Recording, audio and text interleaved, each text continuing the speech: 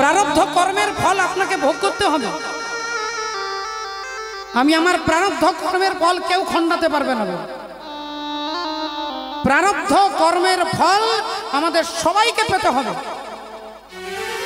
আপনি হরিনাম করুন না করুন, এই প্রারব্ধকে খণ্ডন করতে কারোর ক্ষমতা নেই।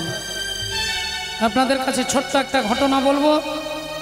যারা যারা পুরী ধামে নীলাচলে গেছেন একটু হাত তুলে দেখান। একটু নীলাচলে যারা গেছেন মা, আমি একটু দেখতে চাই। আমার এটা আদেশ ভাববেন না। হ্যাঁ, অনেকে গেছেন। যারা গেছেন তারা মনে করে দেখুন, আর যারা যাননি তারা গেলে দেখবেন। নীলাচলে পূর্ব দরজা, সিংহ দরজায় প্রবেশ করে ঢুকেই দেখবেন একটা কালো পাথর, সিঁড়ির মধ্যে একটা কালো পাথর দেওয়া থাকে। ওই কালো পাথরটাতে পা দিয়ে আপনাকে ঢুকতে হবে, কিন্তু ফিরে আসার সময় ওই পাথরটাতে আর পা দেওয়া যাবে না। ওই পাথরটা যিনি আপনার সমস্ত কর্মফলকে সবকিছু বাইরে রেখে জগন্নাথকে দর্শন করে আপনি পবিত্র হয়ে যাচ্ছেন, কর্মক্ষয় হয়ে যাচ্ছে, ওই পাথরটাতে পা দিলে আবার কর্মগুলো আপনাকে ভোগ করতে হবে। তাই ঢোকার সময় পা দিয়ে ঢুকবেন, কিন্তু বেরোনোর সময় পা দেওয়া যাবে না। কিন্তু ওই পাথরটা থেকে 3 হাত পিছিয়ে যাবে। ওই পাথরটা থেকে 3 হাত পিছিয়ে গিয়ে ডান দিকে একটা পাঁচিলের মধ্যে দেখবেন জগন্নাথের মূর্তি আঁকা থাকে, জগন্নাথের চিত্রপট আঁকা থাকে। যে জগন্নাথের নাম হচ্ছে পতিত পাবন জগন্নাথ। আজ থেকে 700 বছর আগে,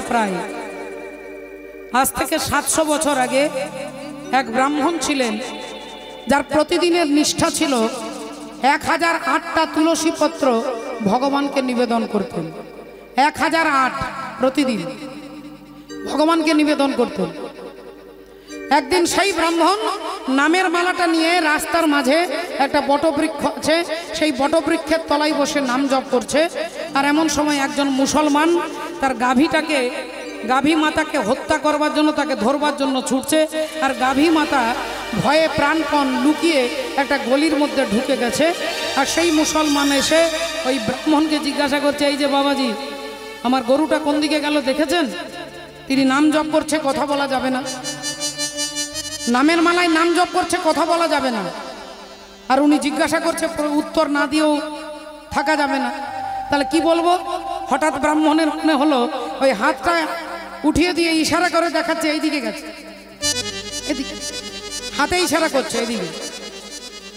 মুসলমান সেই ডান দিকে গিয়ে গলির মধ্যে গিয়ে গরুটাকে ধরে এনে তাকে হরিবল করে দিল। কয়েক বছর পরে ব্রাহ্মণের মৃত্যু হলো।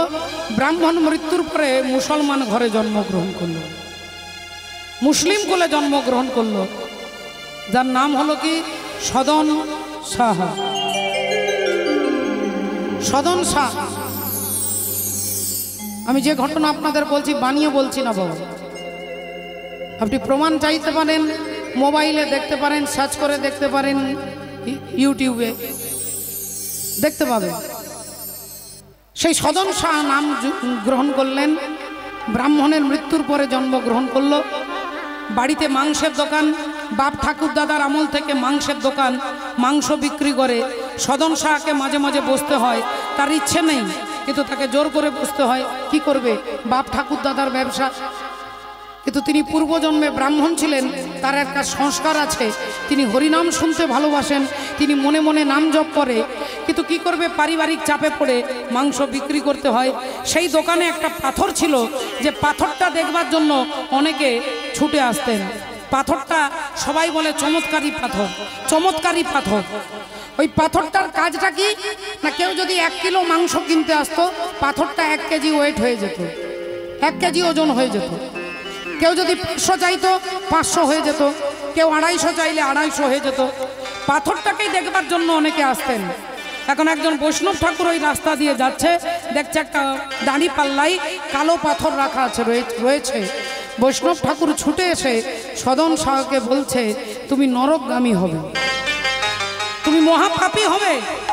আগে কেন না, তুমি আমাদের শালগ্রাম শিলা দিয়ে মাংস ওজন করছো, শালগ্রাম দিয়ে, তুমি মহাপাপী হবে। সদন শাহ বললেন, দেখুন এটা শালগ্রাম না কি আমি তো জানি না, তা আপনাদের ঠাকুর যখন, আপনি এটা নিয়ে যান। বৈষ্ণব ঠাকুর ভগবানকে এনে পঞ্চগব্যে পঞ্চামৃতে স্নান করিয়ে গঙ্গার জল ঢেলে চন্দন তুলসী দিয়ে 56 ভোগ রান্না করে ভগবানের ভোগ নিবেদন করে। করতে করতে 3 মাস পেরিয়ে গেল। একদিন গভীর রাত্রিতে ভগবান স্বপ্ন দিচ্ছেন, বৈষ্ণব ঠাকুর কে? আমি শালগ্রাম শিলা, যাকে তুমি প্রতিদিন স্নান করাও, ভোগ রান্না করে সেবা দাও। আমি তোমার স্বপ্নের মধ্যে একটা কথা বলতে এসেছি। বলো ঠাকুর, বলো কি বলতে এসেছো? ভগবান বলছেন, আমাকে নিয়ে তুমি সদন সাহাকে দিয়ে দাও। বৈষ্ণব বলছে, ঠাকুর সদন সাহকে? সে তো আবার তোমাকে নিয়ে মাংস ওজন করবে। ভগবান বললেন, আমার কিছু করার নেই, আমি তাকে ভালোবেসে ফেলেছি গো, আমি যে তাকে ভালোবেসে ফেলেছি। কিন্তু সে তো তোমাকে দাড়ি পাল্লাই রাখে। বললেন, ওর দাড়ি পাল্লাই যখন আমাকে রাখে আর যখন ওজন করে, দাড়ি পাল্লাটা যখন নড়ে, আমার মনে হয় কেউ যেন আমাকে ঝুলন দোলনায় বসিয়ে যেন দোলনাটা দুলাচ্ছে। সদন শাহ যখন দোকানে কেউ থাকে না, তখন হরি হরি বলে কাঁদে, আর তার চোখের জলটা আমার গায়ে যখন পড়ে, মনে হয় যেন গঙ্গা যমুনা সরস্বতীর জল নিয়ে কেউ যেন আমাকে অভিষিক্ত করছে, স্নান করাচ্ছে। সদন শাহ যখন নিরালা নির্জনে বসে গুনগুন করে গান করে, আমার মনে হয় যেন বেদ উচ্চারণ কেউ করছে, বেদ পাঠ করছে। আমি তাকে ভালোবেসে ফেলেছি, তুমি আমাকে তাকে দিয়ে এসো। বৈষ্ণব ঠাকুর কাঁদতে কাঁদতে পরের দিন সদন শাহের হাতে শালগ্রাম শিলা দিয়ে বললেন, ভাই, আমার ভগবান তোমাকে ভালোবেসে ফেলেছে, তোমাকে ভালোবেসে ফেলেছে, তাই তোমার দোষ গুণ কিছুই বিচার করছে না। সদন শাহ এ কথা শোনার সাথে সাথে সংসার পরিত্যাগ করে দিলেন, ঘর বাড়ি ছেড়ে দিলেন, মাথায় একটা পাগড়ি বাঁধলেন, আর পাগড়ির ভেতরে শালগ্রাম শিলাকে রেখে ভাবলেন, তাহলে এই সংসারে আমি থাকবো না। বেরিয়ে পড়লেন জগন্নাথ দর্শনে। 700 বছর আগে যদি কোনো ভক্ত ভক্তিমতী মায়েরা তীর্থে যেতেন, গ্রামের লোকেরা তাদেরকে হাতে ধরে নিয়ে আসতেন যে একটা রাত্রি আমার বাড়িতে থাকুন, আমার বাড়িতে সেবা করে আগামী কাল আবার তীর্থের পথে বেরিয়ে পড়ুন। এখন সদন শাহ হাঁটতে হাঁটতে একটা গ্রামের ভিতরে ঢুকেছে। একটা বাড়িতে গিয়ে বলছেন, মা, আজকের রাত্রিটা আমাকে একটু থাকতে দেবেন? ভদ্র মহিলা সদন শাহের পা থেকে মাথা পর্যন্ত দেখে বললেন, আসুন। ভেতরে নিয়ে গেলেন, বসতে দিলেন, সেবা দিলেন। গভীর রাত্রিতে ভদ্র মহিলা সদন শাহের পায়ে ধরে বলছে, আপনাকে আমি ভালোবেসে ফেলেছি, আমাকে নিয়ে আপনি পালিয়ে চলুন, আমাকে নিয়ে পালিয়ে চলুন। সদন শাহ বললেন, মা গো, তোমাকে যখন আমি প্রথম দেখেছি তখনও মা বলেছি, এখনো মা বলছি, মা, তোমাকে মাতৃজ্ঞানে আমি পূজা করতে পারি, তোমাকে প্রেয়সীর জ্ঞানে আমি প্রেম নিবেদন করতে পারি না মা, তোমার স্বামী আছে। ভদ্র মহিলা ভাবলেন, স্বামী মনে হয় আমাদের পথের কাঁটা। স্বামী অসুস্থ, স্বামী মুখে বালিশ চাপা দিয়ে মেরে ফেললেন, ঘরে টাকা পয়সা গয়না গাঁটি গামছাতে বাঁধলেন, বেদে সদন শাহকে বলছে, রাস্তার কাঁটা পরিষ্কার, চলো আমরা পালিয়ে চলো। সদন শাহ বললেন, মা গো, তোমাকে আমি জননী বলেছি, মা, তুমি আমার মা, তুমি কখনো আমার প্রেয়সী হতে পারো না। ভদ্র মহিলা একে কামে বাধা পড়ে গেল, কামনায় বাধা। আর যেখানে কামে বাধা পড়ে, ভগবান কৃষ্ণ অর্জুনকে বলছে, ক্রামাত ক্রোধায়তে যায়ত, কাম বাধাপ্রাপ্ত হলে ক্রোধ উৎপন্ন হয়। ভদ্র মহিলা রেগে গিয়ে সেই দেশের রাজার কাছে গিয়ে নালিশ করলেন, মহারাজ, এই লোকটা আমার স্বামীকে মেরে আমার গয়নাগাটি সব নিয়ে পালাচ্ছিল, এই আপনাকে ধরে নিয়ে এলাম। এই দেখুন। রাজা বললেন, কি ব্যাপার, কি নাম আপনার? আমার নাম সদন শাহ। আপনি চুরি করেছেন? সদন শাহ চুপ করে আছে। আপনি ওনার বাড়িকে, ওনার স্বামীকে মেরেছেন? চুপ করে আছে। আপনি ওনার গয়নাগাটি সব চুরি করেছেন? চুপ করে আছে, মাথা নিচু করে আছে, কোনো কথা বলছে না। রাজা বুঝতে পারছে যে ইনি কখনো কোনো অন্যায় করতে পারে না, কিন্তু কোনো কথার উত্তর দিচ্ছেন না। যখন রাজা বললেন, যাও একে নিয়ে গিয়ে এর একটা হাত কেটে দাও, যাও হাত কেটে দাও। সদন শাহ চুপ করে রইলেন। আপনারা বলবেন কেন? উনি তো বলতে পারতেন যে আমি কিছু করিনি। কিন্তু সদন শাহ জানে যে আমার জীবনে যে যে ঘটনাগুলো ঘটছে, সেটা ভালো ঘটনা হতে পারে, সেটা দুর্ঘটনা হতে পারে, সবই হচ্ছে আমার প্রারব্ধ কর্মের ফল। সব প্রারব্ধ কর্মের ফল। তাহলে প্রারব্ধ আমাকে যা করবে আমাকে তাই করতে হবে। চুপ করে আছে। রাজা বললেন ওর ডান হাতটা কেটে দাও। একটু ভালো করে আপনারা মায়েরা বাবারা যারা শুনছেন একটু ভেবে দেখুন, এই ডান হাতটা কাটা পড়লো কেন? বলে আগের জন্মে যখন তিনি ব্রাহ্মণ ছিলেন তখন গাছের তলায় বসে নাম জপ করছিলেন, আর গরুটাকে কোন হাত দিয়ে দেখিয়ে দিয়েছিলেন? এই ডান হাতটা দিয়ে বললেন এদিকে গেছে। এই ডান হাত দিয়ে গরুটাকে দেখিয়ে দিলেন বলে এই অপরাধে তার পরজন্মে তার ডান হাতটা কাটা পড়ে গেল। ভক্ত প্রারব্ধ কর্মকে আনন্দে গ্রহণ করে, যেটা আমার প্রারব্ধ কর্মের ফল। বাবা গো মা গো বলে চিৎকার করে না, চিৎকার করে না, রাধে রাধে। তাই বাবা ঠাকুর দেখুন আজকে হাতটা কাটা পড়ে গেল। কয়েকদিন পরে যখন ঘাটা শুকিয়ে গেল তখন নীলাচলের উদ্দেশ্যে গড়িয়ে গড়িয়ে যাচ্ছে। ভগবান জগন্নাথ পুরীর পান্ডাদের বলছে যাও আমার ভক্ত আসছে, পালকিতে করে নিয়ে এসো। ভক্তরা বলল ঠাকুর কে তোমার ভক্ত, কি করে চিনবো, অনেকে তো আসছে। বললেন আমার যেমন এক হাতগুলো নেই, আমার ভক্তের একটা হাত নেই। যার একটা হাত নেই তাকে পালকিতে চাপিয়ে নিয়ে আসো। খোঁজ করতে করতে সদন শাহকে দেখতে পেলেন। বললেন আসুন পালকিতে করে চলুন। সদন শাহ অমনি বলে উঠলেন আমি পালকিতে যাব না, আমি রথে চেপেও যাব না, আমি গড়াগড়ি যাব, আমি গড়াগড়ি গড়াগড়ি যাব, আমি গড়াগড়ি যাব। ভক্তের পদ ধুলা অঙ্গে মাখব, আমি গড়াগড়ি যাব, ভক্তের পদ ধুলা অঙ্গে মাখব, আমি গড়াগড়ি যাব। ভক্তের পদ ধুলা অঙ্গে মাখব, আমি গড়ি যাব, পদ ধুলো অঙ্গে মাখব, গড়াগড়ি যাব। বলি করলেও কৃপা করতে পারে, আমি গড়াগড়ি যাব, করলেও কৃপা করতে পারে, গড়াগড়ি যাব। প্রভু করলেও কৃপা করতে পারে, গড়াগড়ি যাব, প্রভু করলেও কৃপা করতে পারে, গড়াগড়ি যাব। ভক্তির ধুলায় অঙ্গে মাখব, গড়াগড়ি যাব, পদ ধুলো অঙ্গে মাখব, গড়াগড়ি যাব। করলেও কৃপা করতে পারে, গড়াগড়ি যাব, করলেও কৃপা করতে পারে, অঙ্গ ধুলি মাখিব, করলেও কৃপা করতে পারে, পদ ধুলি অঙ্গে মাখব, করলেও কৃপা করতে পারে, গড়াগড়ি যাব। অগণিত ভক্ত জগন্নাথ দর্শন করতে যাচ্ছেন। সেই ভক্তের পদধূলা মেখে যদি ভগবানের কাছে দাঁড়াতে পারি, যদি আমার কর্মে আমার প্রারব্ধে ভগবত কৃপা নাও থাকে, বলে ভগবান তাকে কৃপা না করে থাকতে পারে না বাবা। ভক্তের পদধূলির এত মর্যাদা। তাই সদন শাহ বললেন আমি গড়াগড়ি দিতে দিতে জগন্নাথের কাছে যাব।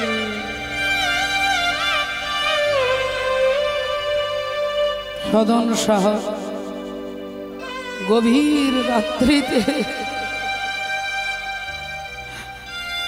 রাত্রিতে আহা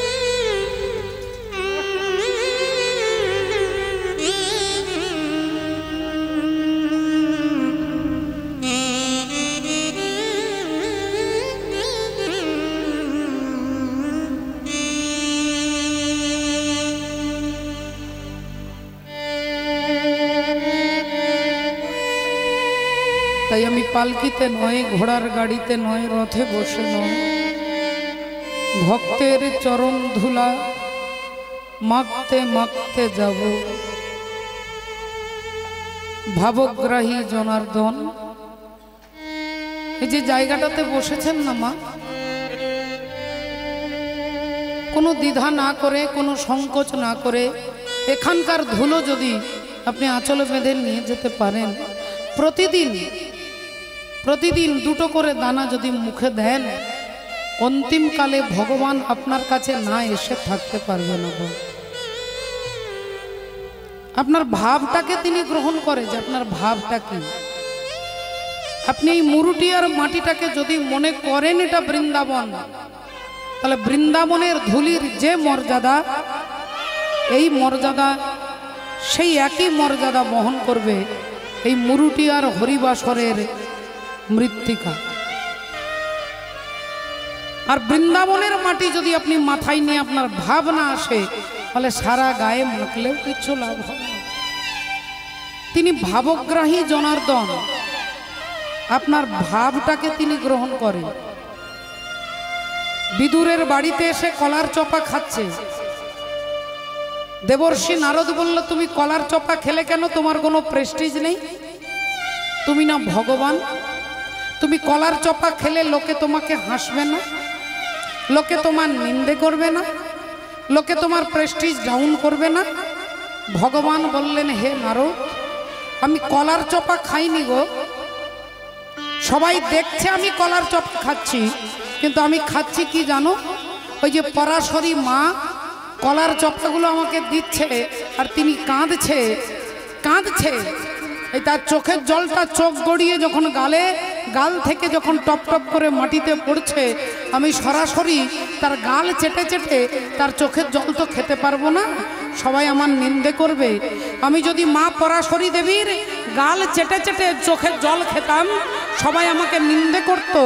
তাই আমি ওই চোখের জলটা হচ্ছে ভাব, আর আমি ওই ভাবটাকেই গ্রহণ করছি কলার চপার মধ্যে। হরি হরি বল। তাহলে তিনি ভাবগ্রাহী যদি হতে পারেন, এ তো সোজা কথা বাবা। আপনি শুধু ভাববেন যে এই মাটিটা বৃন্দাবনের মাটি, বৃন্দাবনের মাটিরই কাজ করবে। সদন শাহ গড়াতে গড়াতে গড়াতে গভীর রাত্রিতে সেই সিংহ দরজার বাইরে অপেক্ষা করছেন জগন্নাথ জগন্নাথ জগন্নাথ বলে কাঁদছেন। ভাবছেন আমি তো ঢুকতে পারবো না, আমার তো নিয়ম নেই, নীতি নেই, মন্দিরে ঢুকতে পারবো না, আমি অস্পৃশ্য, আমি নোংরা, আমি অপবিত্র, তাই মন্দিরে না গিয়ে এইখানেই বসে বসে জগন্নাথের নাম করব। তাই জগন্নাথ জগন্নাথ জগন্নাথ বলে কাঁদছেন। আর রাত্রি 2:30টার সময় স্বয়ং শঙ্খচক্র গদা পদ্মধারী হরি এই জগন্নাথ এসে দাঁড়িয়েছেন। সদন সদন কে? আমি গো, আমি জগন্নাথ। তুমি আমার মন্দিরে এলে না কেন? সদন শাহ বলছে, আমি নোংরা, আমি অস্পৃশ্য, আমি মহাপাপী, তাই আমার অধিকার নেই। তোমার মন্দিরে ঢুকলে তোমার মন্দিরটা অপবিত্র হয়ে যাবে, তাই আমি ভেতরে যেতে পারবো না ঠাকুর। আমি এখান থেকে দাঁড়িয়ে তোমার ধ্বজাকে দর্শন করছি, আমি এখান থেকে দাঁড়িয়ে তোমাকে দর্শন করছি। ভগবান বললেন, সদন, তোমার মতো পবিত্র এ জগতে আর কেউ নাই। তুমি আমার কাছে গেলে না, তোমার মধ্যে এত দীনতা, তোমার মধ্যে এত দীনতা, তুমি আমার কাছে গেলে না। আমি জগৎকে দেখিয়ে দিয়ে গেলাম যে যদি কোনো অনুরাগী ভক্ত যে আমার কাছে আসতে পারবে না, আমি তাকে দেখিয়ে যাচ্ছি, প্রমাণ করে দিয়ে যাচ্ছি। আজকে গভীর রাত্রিতে, রাত্রি 2:30টার সময় এই পূর্ব দরজার মাঝখানে এই গভীর রাত্রিতে শুধু সদন সাহের জন্য নয়, এই সদন সাহের ভাব নিয়ে যিনি আমাকে দর্শন করতে আসবে, আমি তার কাছে এসে দাঁড়াবো। আমি তার কাছে এসে দাঁড়াবো।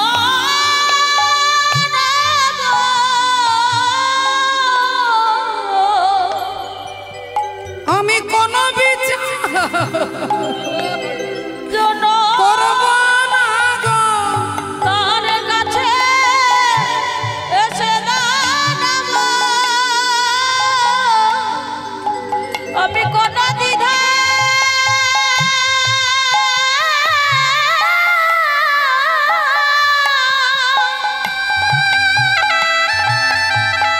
দ্বিধা করব না গো আমি তার কাছে এসে দাঁড়াব কোন দ্বিধা করব না গো আমি তার কাছে এসে দাঁড়াব।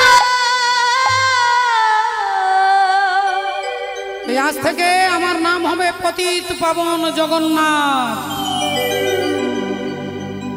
এইখানে যেখানটাতে জগন্নাথ দাঁড়িয়েছেন ওইখানেই দেখবেন পুরীর মন্দিরে পূর্ব দরজার ডান দিকে পাঁচিলের মধ্যে জগন্নাথের চিত্রপট আকার আছে। সেখানে উড়িয়া আর হিন্দি ভাষায় লেখা আছে পতিত পাবন জগন্নাথ। ওইখানে দাঁড়িয়ে সদন সাহাকে ভগবান কৃপা করে দেখা দিয়েছিলেন, বলে আজ থেকে যিনি আমাকে দর্শন করবে তার সমস্ত পাপ দূরীভূত হয়ে যাবে। যে সংসারের জন্য আমরা এত পরিশ্রম করছি, সংসার একদিন আমাদেরকে দুঃখ দেবে মা। যিনি দুঃখ পাননি এখনো আপনি অপেক্ষা করুন, আর যিনি দুঃখ পেয়েছেন বলে তিনি সামলে যান। যে সংসার দুঃখময়, এখান থেকে আপনি সুখের আশা করাটাই হচ্ছে বৃথা। বলেন তাহলে এত কীর্তন শুনবো কেন, এত কীর্তন করবো কেন যদি দুঃখই পেতে হয়? যদি জ্বালা পেতে হবে, যন্ত্রণা পেতে হবে, তাহলে হরিনাম করার হরিনাম শোনার দরকারটা কি? বলে বাবা যিনি হরিনাম করে তিনিও দুঃখ পান, আর যিনি না করে তিনিও দুঃখ পান। বলে পার্থক্য কি? একই ব্যাপার। যিনি ভগবানকে ভালোবাসে তিনিও কাঁদে, আর যিনি ভগবানকে ভালোবাসে না বলে তিনিও কাঁদে। বলে তাহলে তো একই ব্যাপারটা হলো। কান্না তো একই ব্যাপার, দুজনেরই চোখ দিয়ে জল পড়বে, দুজনেই বুকে ব্যথা পাবে, যন্ত্রণা দুঃখ পাবে। তাহলে পার্থক্য কি? কৃষ্ণ বলে কাঁদা আর কৃষ্ণকে ভুলে গিয়ে কাঁদার মধ্যে পার্থক্য। বলে আপনার মাথায় একটা 25 কেজির লোহা, একটা 25 কেজির লোহা চাপিয়ে দিয়ে আপনাকে 2 কিলোমিটার হেঁটে যেতে বলল, আপনার কি হবে? বিরক্ত হবে, রাগ হবে। ওই লোহাটা মাথায় নিয়ে হাঁটলে আপনার বিরক্ত হবে, আপনার রাগ হবে, আপনার কষ্ট হবে। আর ওই 25 কেজির লোহাটাকে নামিয়ে দিয়ে একটা যদি 25 কেজির সোনা, একটা সোনা 25 কেজির মাথায় দিয়ে বলে এই সোনাটা তোমার, তুমি 2 কিলোমিটার হেঁটে নিয়ে যাও, বলে তখন কিন্তু আপনার রাগ হবে না। 25 কেজির সোনাটা নিয়ে হাঁটবেন তখন আপনার রাগ হবে না, আপনার ক্লান্তি হবে না, দুঃখ হবে না। কিন্তু 25 কেজির লোহাটা নিয়ে গেলে আপনার দুঃখ হবে। তেমনি কৃষ্ণকে যিনি ভুলে গিয়ে কাঁদছেন আর কৃষ্ণকে ভালোবেসে যিনি কাঁদছেন, পার্থক্য কি? তাহলে যিনি কৃষ্ণকে ভালোবেসে কাঁদেন তিনি দুঃখকে জয় করতে পারেন, আর যিনি কৃষ্ণকে ভুলে গিয়ে কাঁদেন তিনি দুঃখকে ভয় করতে পারেন। দুটোর মধ্যে পার্থক্যই। মহাভারতের 18টা পর্বে একটা পর্বের নাম হচ্ছে ভীষ্ম পর্ব। ভীষ্ম পর্ব, রাধে রাধে। সেখানে ভীষ্মদেব বলছেন যে যদি কোনো ভক্ত ভক্তিমতী মায়েরা ভগবানের একটা কাজ একটানা 12 বছর যদি করতে পারে, ধরুন আপনি ভগবানের জন্য 12 বছর প্রতিদিন, একদিনও বাদ নয়, প্রতিদিন তুলসী পত্র তুলে গোবিন্দ চরণে নিবেদন করেন, আপনি যা চাইবেন যদি 12 বছর নিষ্ঠা করে করেন, ভগবান আপনাকে 12 বছর হয়ে গেলেই আপনার কাছে এসে দাঁড়িয়ে তিনি আপনাকে দর্শন দেবেন। এ কথা আমি চৈতালি চন্দ্ররাজ বলছি না। মহাভারত তাকিয়ে দেখুন, ভীষ্ম পর্বে অনুশাসন পর্ব, হরিবল। ভীষ্মদেব বলছে অনুশাসন পর্বে যে ভগবানের যে কোনো একটা কাজ যদি একটানা 12 বছর করেন, 12 বছর হয়ে গেলেই ভগবান এসে আপনাকে দেখা দেবে। আপনি যদি মনে করেন আমি প্রতিদিন মালা গাঁথে পড়াবো, যদি একদিনও বাদ না দেন, ভগবান 12 বছর অতিক্রম হয়ে গেলে আপনার কাছে এসে ধরা দেবে। এই জগন্নাথ মন্দিরে দাঁড়িয়ে, এই মুরুটি আর হরিবাসরে দাঁড়িয়ে, আমি নয় মহাভারত আপনাকে কথা দিচ্ছেন।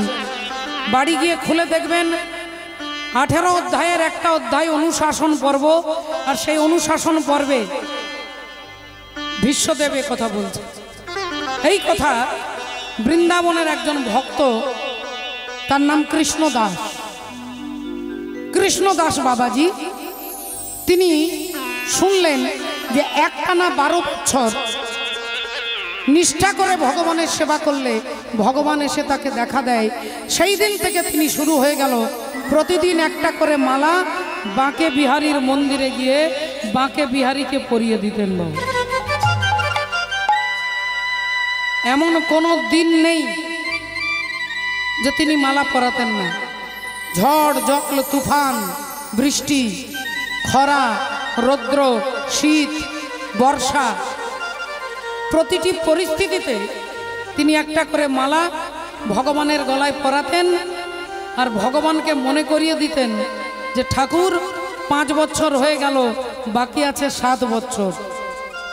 আবার মালা পরিয়ে বলতেন ঠাকুর আজ এই 9 বছর হয়ে গেল, বাকি আছে 3 বছর। প্রতিদিন মালা পরাতেন আর একটা ভগবানকে গুনে দিয়ে আসতেন যে আজ এতদিন এত মাস বাকি আছে। দেখতে দেখতে 11 মাস 28 দিন 29 দিন হয়ে গেছে। 11 বছর 11 মাস 29 দিন হয়ে গেছে। ভাবছে আগামীকাল 12 বছর হবে, তাহলে আগামীকাল ভগবান আমাকে দেখা দেবে, আগামীকাল আমাকে ভগবান দেখা দেবে। তাহলে কালকে যখন কৃষ্ণ আসবে, সারা দিন সারা রাত্রি জেগে বিভিন্ন রকমের সেবার বস্তু তৈরি করেছে। মালপোয়া, লুচি, সুজি, হালুয়া, ক্ষীর, বিভিন্ন রকমের সেবার দ্রব্য তৈরি করে আর ভাবছে 12 বছর হয়ে গেছে, তাহলে আজকে আসবে আমার গোবিন্দ। খাবারগুলো জেগে নিয়ে বসে আছে, কখন আসবে প্রাণ গোবিন্দ। সকাল থেকে দুপুর হয়ে গেল, এই মনে হয় আসবে। একটা পাতার যদি আওয়াজ হয়, একটা শুকনো পাতার যদি আওয়াজ হয়, চমকে ওঠে, এই কৃষ্ণ আসছে, এই কৃষ্ণ আসছে। সকাল থেকে দুপুর হয়ে গেল, দুপুর থেকে বিকেল হয়ে গেল, বাবা বিকেল হয়ে গেল। ভক্ত কৃষ্ণ দাস ভাবলেন তাহলে শাস্ত্রে যা বলেছে তা সত্যি নয়, কারণ আমি একদিনের জন্য মালা পরাতে অন্যথা করিনি, আমি প্রতিদিন মালা গেতে পরিয়েছি। আজকে যখন তুমি এলে না, তাহলে এই খাবারগুলো একটা কাপড়ের পোঁটলা গামছাতে খাবারগুলো বেঁধে বলেন আজ থেকে এই বৃন্দাবন পরিত্যাগ করে আমি চলে যাব। খাবারগুলোকে কাঁধের মধ্যে গামছাতে বেঁধে আর হাঁটতে হাঁটতে চলে যাচ্ছে। এমন সময় কিছু দূর গিয়ে দেখছে কতগুলো রাখাল বালক তারা মাঠ থেকে গরুগুলো ফিরিয়ে নিয়ে যাচ্ছে। মাঠ থেকে গরু ফিরিয়ে নিয়ে বাড়ি যাচ্ছে, তার মধ্যে এক ছোট্ট রাখাল বালক এসে বলছে বাবাজি কি ব্যাপার, খুব সুন্দর মিষ্টি গন্ধ উঠছে আপনার শরীর থেকে। তিনি কাঁদতে কাঁদতে বলছে যাও চলে যাও, আমার কথা বলতে ভাল লাগছে না। আরে বাবা আপনার ভাল লাগছে না বললে হবে, আমার তো কথা বলতে ভাল লাগছে। আপনার গায়ে গন্ধ উঠছে, বলুন না কিসের গন্ধ? বলে এই গামছাতে খাবার বেঁধে রেখেছি, এই খাবারের গন্ধগুলো উঠছে। রাখাল বালক বললেন বাবাজি আজ সারাদিন কিচ্ছু খাওয়া হয়নি, আর সারাদিন কিচ্ছু খাওয়া হয়নি গো, তুমি আমায় কিছু খেতে দেবে?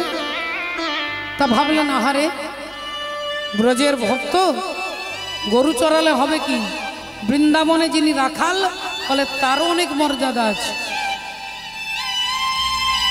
তা ঠিক আছে ওখানে বসো, গামছাটা খুলে খাবারগুলো একবার করে নিজে খাচ্ছে আর একবার করে বাবাজিকে বলছে বাবাজি আপনি খান, আপনি খান।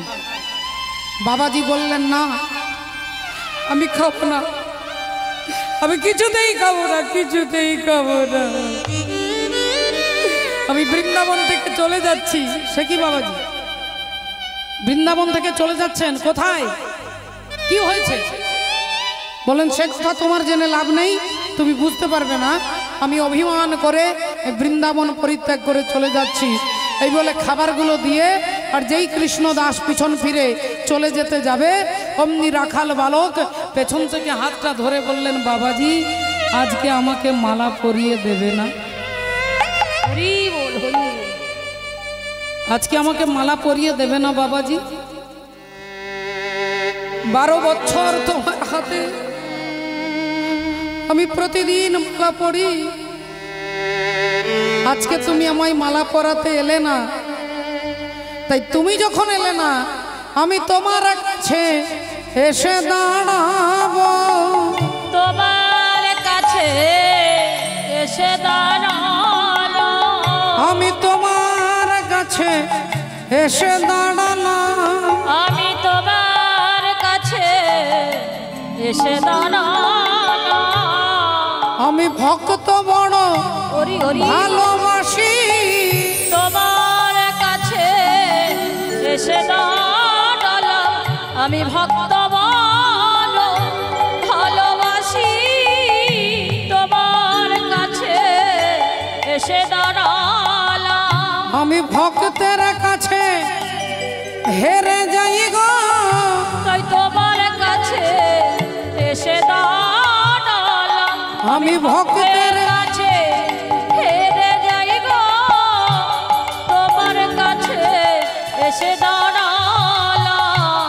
ভক্তির কাছে হেরে যাই গো, তোমার কাছে এসে দাঁড়ালাম। তুমি 12 বছর ধরে আমাকে মালা পরিয়েছো, তাই 12 বছর এই আজকের দিনে শেষ হলো, এই আজ আমি তোমার কাছে এসেছি, এই দেখো আমি তোমার বাঁকে বিহারী লাল। তাহলে আজকে যারা ঘটনাটা শুনলেন, যদি কেউ মনে মনে প্রতিজ্ঞা করেন একটানা 12 বছর যদি ভগবানকে ধূপও দেখান, যদি একটা ধূপও জেলে ভগবানের কাছে যান, একদিনও বন্ধ করা যাবে না বাবা। এই নিষ্ঠা রেখে যদি করতে পারেন, যেদিন 12 বছর অতিক্রম হবে সেই দিন ভগবান আপনার বাড়িতে এসে আপনার কাছে এসে দাঁড়াবেন।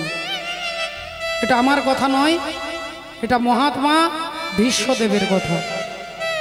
গোবিন্দ ঘোষ ভাবলেন, প্রভু যখন আদেশ করেছেন, বিবাহ করলেন এক সতী সাধ্বী রমণী মাধবী দেবীর সঙ্গে গোবিন্দ ঘোষের বিবাহ হয়ে গেল।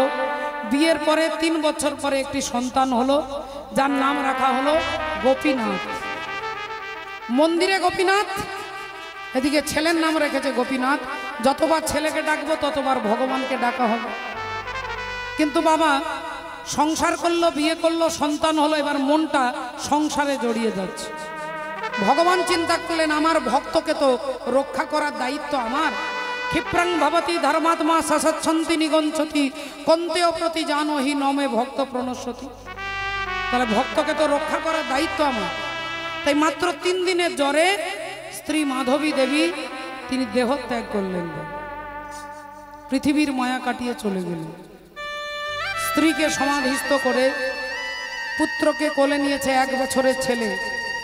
কোলে নিয়ে ভগবানের কাছে দাঁড়িয়ে বলছেন, গোপীনাথকে বলছে, ঠাকুর আমি তো সংসার চাইনি ঠাকুর, আমি তো তোমার সঙ্গী হতে চেয়েছিলাম, আমি তো তোমার সঙ্গে থাকতে চেয়েছিলাম, তুমি তো আমাকে বিবাহ করতে বললে, তুমি আমার স্ত্রীকে কেড়ে নিলে ঠাকুর, তুমি আমার স্ত্রীকে কেড়ে নিলে। এত সহজে কেউ আমরা নিজের পরিচয়টা ভুলতে পারি না বাবা। বিভীষণকে যদি কেউ জিজ্ঞাসা করতো তুমি কে, বলতো আমি রাবণের ভাই বিভীষণ, আমি রাবণের ভাই বিভীষণ। রাবণকে সামনে রেখে নিজের পরিচয়টা দিতেন, শেষ পর্যন্ত তাকে লাথি খেতে হলো। যখন রাত্রিবেলায়, রাত্রি 12টায় রামচন্দ্রের সঙ্গে দেখা করতে গেলেন, সুগ্রীব জিজ্ঞাসা করছে আপনি কে, বলেন আমি দশগ্রীব রাবণের ভাই, আমার নাম বিভীষণ।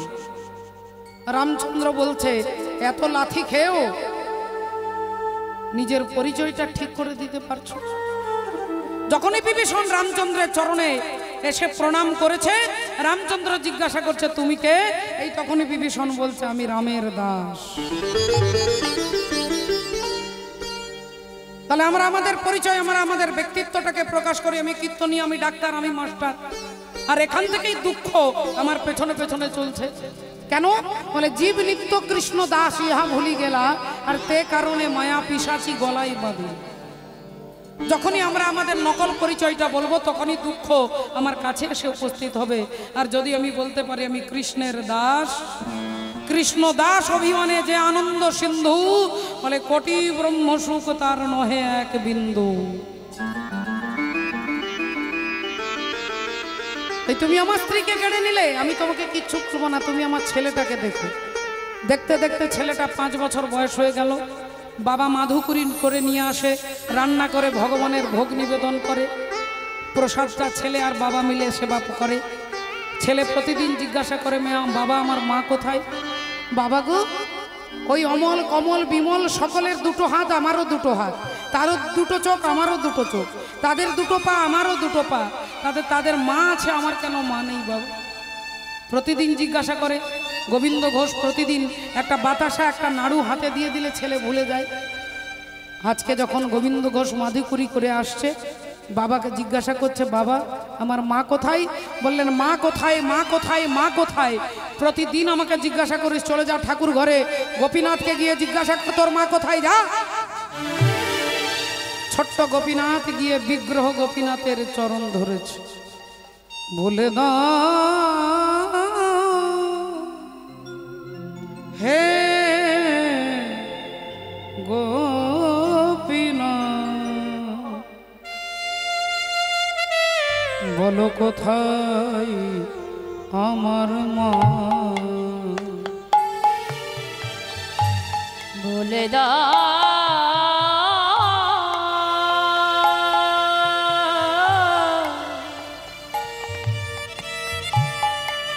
হে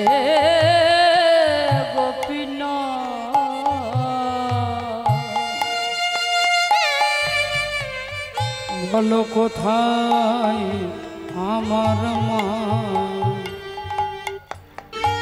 হারিয়ে গেছে মা যে আমার, হারিয়ে গেছে মা যে আমার, আমি খুঁজে পেলাম না কোথায় আমার মা। বলে দা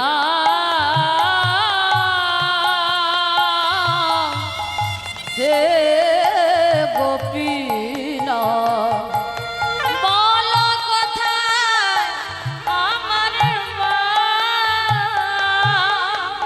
ডাকি আমি মা মা বলে, মাঝে আমায় নাই না কোলে। ডাকে আমি ও গোপীনাথ, মা মা আমি আমার মাকে বলে, কত ডাকি, আমার মা আমাকে একবারও শোনে না। নাইলা কোলে। ডাকি আমি মা মা বলে, মাঝে আমায় নাই না কোলে। ডাকি আমি মা মা বলে, মাঝে কোলে। ভোগ হারিয়ে গেছে মাঝে আমার, আমি খুঁজে পেলাম না কোথায় আমার মা। গোপীনাথ, গোপীনাথ আমার মা কোথায়? আমি আমার মাকে দেখতে চাই গোপীনাথ, আমি আমার মায়ের কোলে উঠতে চাই। আমার মা কোথায় তুমি বলো গোপীনাথ? বাবা বলেছে তুমি নাকি জানো আমার মা কোথায়, বাবা বলেছে তুমি নাকি জানো। বলো গোপীনাথ বলো, মুখ দিয়ে ঝলকে ঝলকে রক্ত বেরোচ্ছে।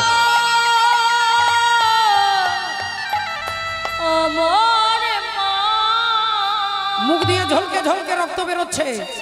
থরথর করে কাঁপতে কাঁপতে কাঁপতে পুত্র গোপীনাথের দেহটা স্থির হয়ে গেল।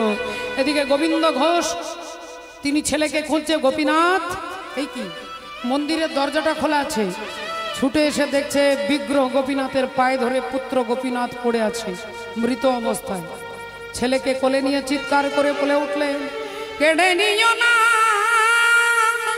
কেড়ে নিয়ে নে, কেড়ে নিও না, তুমি যে ব্যথাহারি, ব্যথা দিও না, তুমি যে ব্যথাহারি, ব্যথা দিও না, দিলে যদি পুত্র মোরে তবে কেড়ে কেন নিতে চাও, বুঝিতে পারি না আমি কেন এত দুঃখ দাও, আমি মনের বেদনা বলিতে পারি না। গোপীরা, গোপীরা, তুমি আমার ছেলেকে কেড়ে নিয়েছো। গোপীরা, তুমি আমার স্ত্রীকে কেড়ে নিয়েছো, আমি তোমাকে কিচ্ছু বলিনি, কিন্তু তুমি আমার ছেলেকে কেড়ে নিয়েছো। গোপীরা, তুমি আমার পুত্রকে কেড়ে নিয়েছো। আজ থেকে তোমার মন্দিরে আমি আসবো না।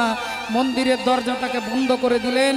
পুত্র গোপীনাথকে গঙ্গার পাড়ে গিয়ে সমাধিস্থ করলেন। একদিন, দুদিন, 3 দিন চলে গেল। ভগবানের জন্য ফুলও তোলে না, চন্দন ঘর্ষণ করে না, রান্নাও করে না, নিজেও কিছু খায় না, ভগবানকেও কিছু না দিয়ে 3 দিন পেরিয়ে গেছে। মন্দিরের সিঁড়িতে বসে গালে হাত দিয়ে ছেলের কথা ভাবছে। এমন সময় পেছন থেকে কে বলে উঠল, বাবা। ও বাবা, কে? আমি তো কারো বাবা নই, আমার একমাত্র ছেলে আমাকে ছেড়ে চলে গেছে। বাবা, খবরদার, খবরদার, কেউ আমাকে বাবা বলবে না। বাবাকে বাবা বলবো না তো কি বলবো? বাবা, কে তুমি? আমি বিগ্রহ গোপীনাথ। না না, আমি তোমার বাবা নই, আমি তোমার বাবা নই, কিন্তু আমি তো জানি তুমি আমার বাবা। না, খবরদার বলছি, তুমি আমাকে বাবা বলে ডাকবে না। কিন্তু বাবা, বাবাকে তো বাবা ছাড়া আর অন্য কিছু বলা যায় না। না না, আমি তোমার বাবা হতে পারি না, তুমি আমার ছেলে হতে পারো না। কেন বাবা? আমি রক্ত মাংসের নই বলে? ও বাবা, না, আমার ছেলে যা করবে তুমি কি তা করতে পারো? তুমি পারবে আমি মরে গেলে আমার জন্য সাদা থান করতে? পারবো বাবা। তুমি পারবে আমি মরে গেলে আমার জন্য হবিষণ্য খেতে? পারবো বাবা। আমার যদি ছেলে থাকতো আমাকে পিণ্ডদান করতো, তুমি কি আমার হয়ে পিণ্ডদান করবে? হ্যাঁ বাবা, আমি তোমার জন্য পিণ্ডদান করব। গোবিন্দ ঘোষ কেঁদে উঠলে,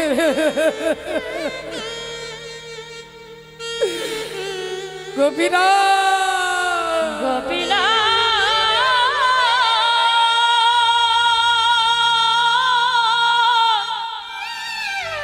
গোপীরা, গোপীনা, তুমি কি বললে? গোপীরা, তুমি কি বললে? তুমি আমার জন্য আমার প্রাণে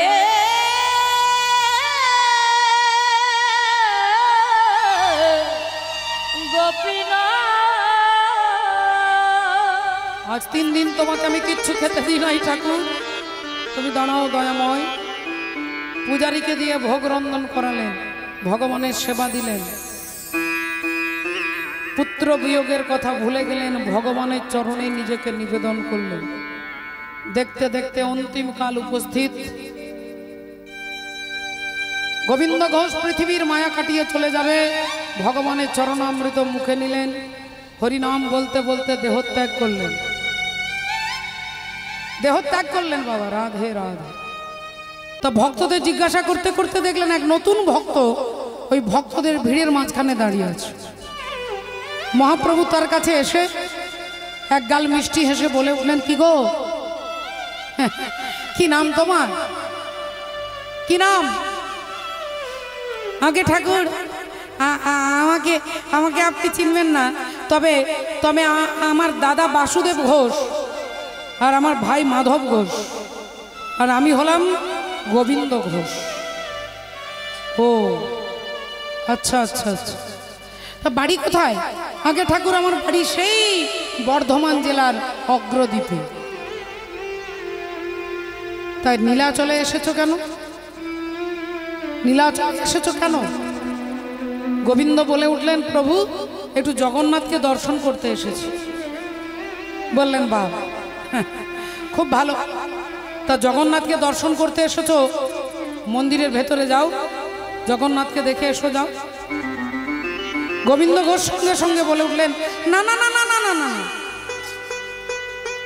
আমি সেই অচল জগন্নাথকে দেখতে আসিনি, যে চলতে পারে না, এক জায়গায় দাঁড়িয়ে থাকতে, যার হাত নড়ে না, চলে না, যে কথা বলতে পারে না, আমি সেই অচল জগন্নাথকে দেখতে আসিনি। ভগবান বললেন, তাহলে তুমি আবার সচল জগন্নাথ কোথায় পেলে গেলে? সচল জগন্নাথ আবার কোথায় পাবে তুমি? গোবিন্দ ঘোষ মহাপ্রভুর দিকে আঙুলটা তুলে বলে উঠল, তুহু জগন্নাথ এ জগতে কহ অসি, তো জগন্নাথ জগতে কহয়সি, অগত তুহু জগন্নাথ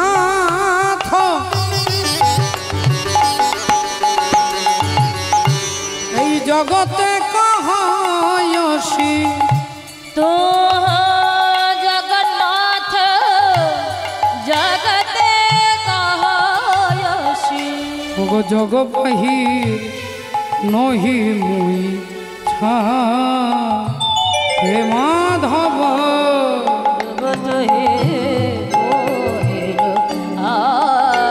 হে মাধব, জগত হে নহি। তা তুমি হলে সচল জগন্নাথ, যে হাঁটতে পারে, চলতে পারে, বলতে পারে, তুমি সেই জগন্নাথ। মহাপ্রভু বললেন, না না না, এমন কথা বলো না গো।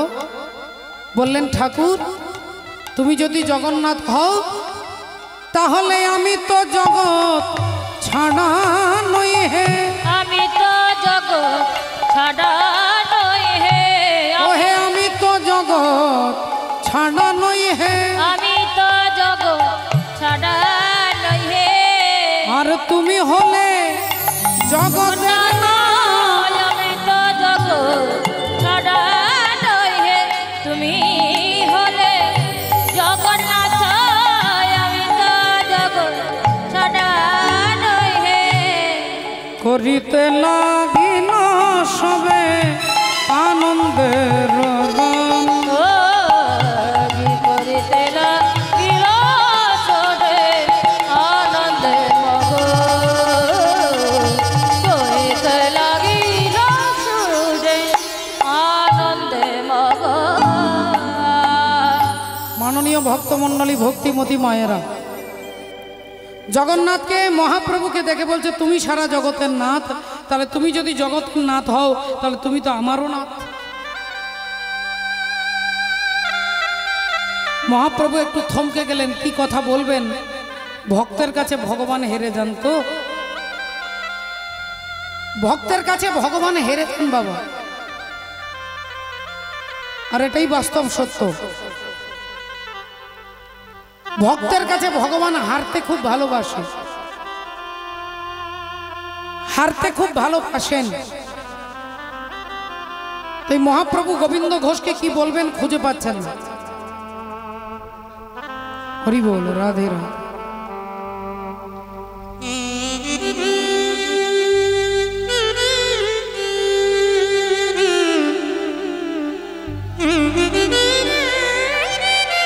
হরি হরি হরি বল।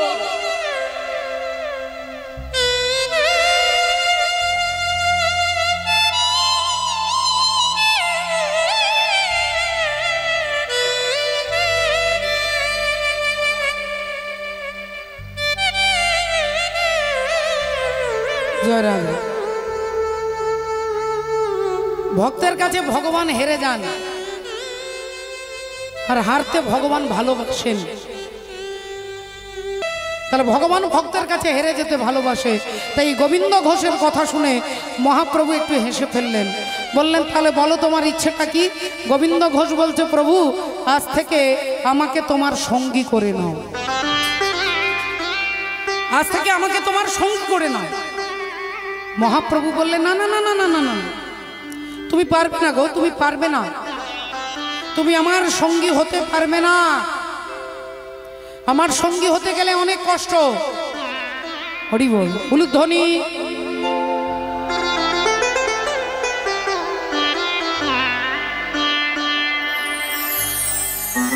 তাই তুমি আমার সঙ্গী হতে পারবে না গো, আমার সঙ্গী হতে গেলে অনেক কষ্ট। খেতে পাবে না, ঘুমোতে পাবে না, থাকতে পারবে না, গাছের তলায় থাকতে হবে, মাটিতে শুতে হবে, কখনো খাবার জুটবে কখনো জুটবে না, জল খেয়ে পাতা খেয়ে থাকতে হবে। তুমি পারবে না বাপু, পারবে না। গোবিন্দ ঘোষ বলছে, আমি পারবো ঠাকুর, আমি পারবো দয়াময়, তুমি একবার আমাকে তোমার সঙ্গী করে নাও। আমি যে তোমার সঙ্গী হওয়ার জন্য এসেছি গো, আমি যে তোমার সঙ্গী হবে বলে এসেছি, আমাকে তোমার সঙ্গী করে নাও। মহাপ্রভুর মনে পড়ে গেল বাবু, ওই গোবিন্দ ঘোষকে দেখে মহাপ্রভুর মনে পড়ে গেল যে একে তো আমার সঙ্গী করে নিতেই হবে। কেন? কারণ এই গোবিন্দ ঘোষ হচ্ছে দাপর যুগে রাধারানীর সখী, যার নাম হচ্ছে রণতুঙ্গা। রাধারানীর সখী রণতুঙ্গা। আর ওই রণতুঙ্গা সখী কলিযুগে গোবিন্দ ঘোষ হয়ে এলেন, তার একটা কারণ আছে। কারণটা কি জানতে গেলে যেতে হবে বৃন্দাবনে, মধুময় শ্রী বৃন্দাবনে। শ্রীমতী রাধারানী তিনি জল আনতে যাচ্ছেন, আর এদিকে গোবিন্দ গোষ্ঠে গোচরণ করে বাড়ি ফিরে যাচ্ছে। তিনি বাড়ি ফিরে যাচ্ছেন, উত্তর গোষ্ঠ ফিরে যাচ্ছেন, এদিকে রাধারানী আসছে। আর ঘটনাটা ঘটলো কোনখান থেকে? কিবা একদিন বড় নাগর শেখর কদম তরুয়া তলে। কিবা একদিন বড় নাগর শেখর কদম্ব তরুয়া তলে। ও গো একদিন বড় নাগর শেখর কদম তরুয়া তলে। কিবা একদিন বড় নাগর শেখর কদম্ব তরুয়া তলে। গো বৃষভানুসুতে সখীগণ সাথে যাইতে যমুনা জলে। বৃষভানুসুতে সখীগণ সাথে যাইতে যমুনার জলে। কিবা বৃষভানুসুতে সখীগণ সাথে যাইতে যমুনার জলে।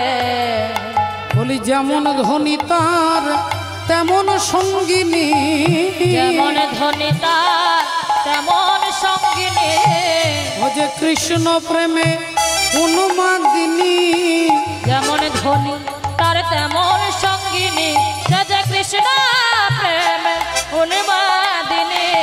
যেমন ধনী তার তেমন সঙ্গিনী, কৃষ্ণ প্রেমে উন্মাদিনী। যেমন ধনী তার তেমন সঙ্গিনী। যাইতে যমুনা জলে গো, যাইতে যমুনার জলে, যাইতে যমুনার জলে।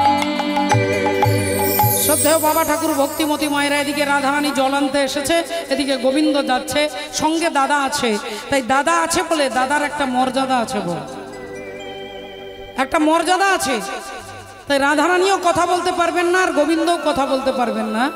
ভগবান দেখলেন তাহলে এখন ইশারাই বলতে হবে, তাই মাথায় হাত দিলেন, আর মাথায় হাত দিয়ে বুঝিয়ে দিলেন যে কেশরকুঞ্জ সাজিয়ে রাখবে, কেশরকুঞ্জে রাত্রিবেলায় তোমার সঙ্গে আমার দেখা হলো। এখন ইশারা হয়ে গেল,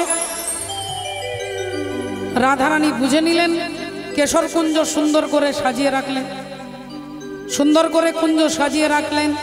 राधे राधे हमा सजा दो घर को गुलशन सा मेरे सरकार आए हैं।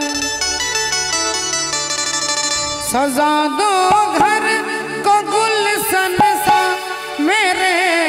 सरकार आए हैं। सजा जा घर गुलशन का मेरे सरकार आया है।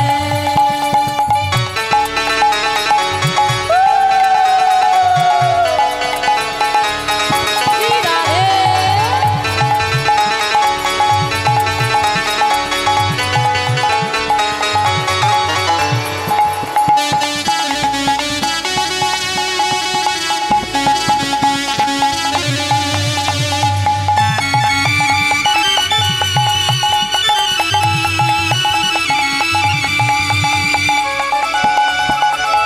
हरिओम।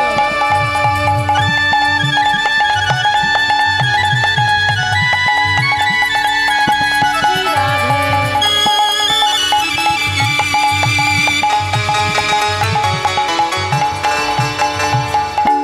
पखारो उनकी चरणों को बहाकर प्रेम की गंगा।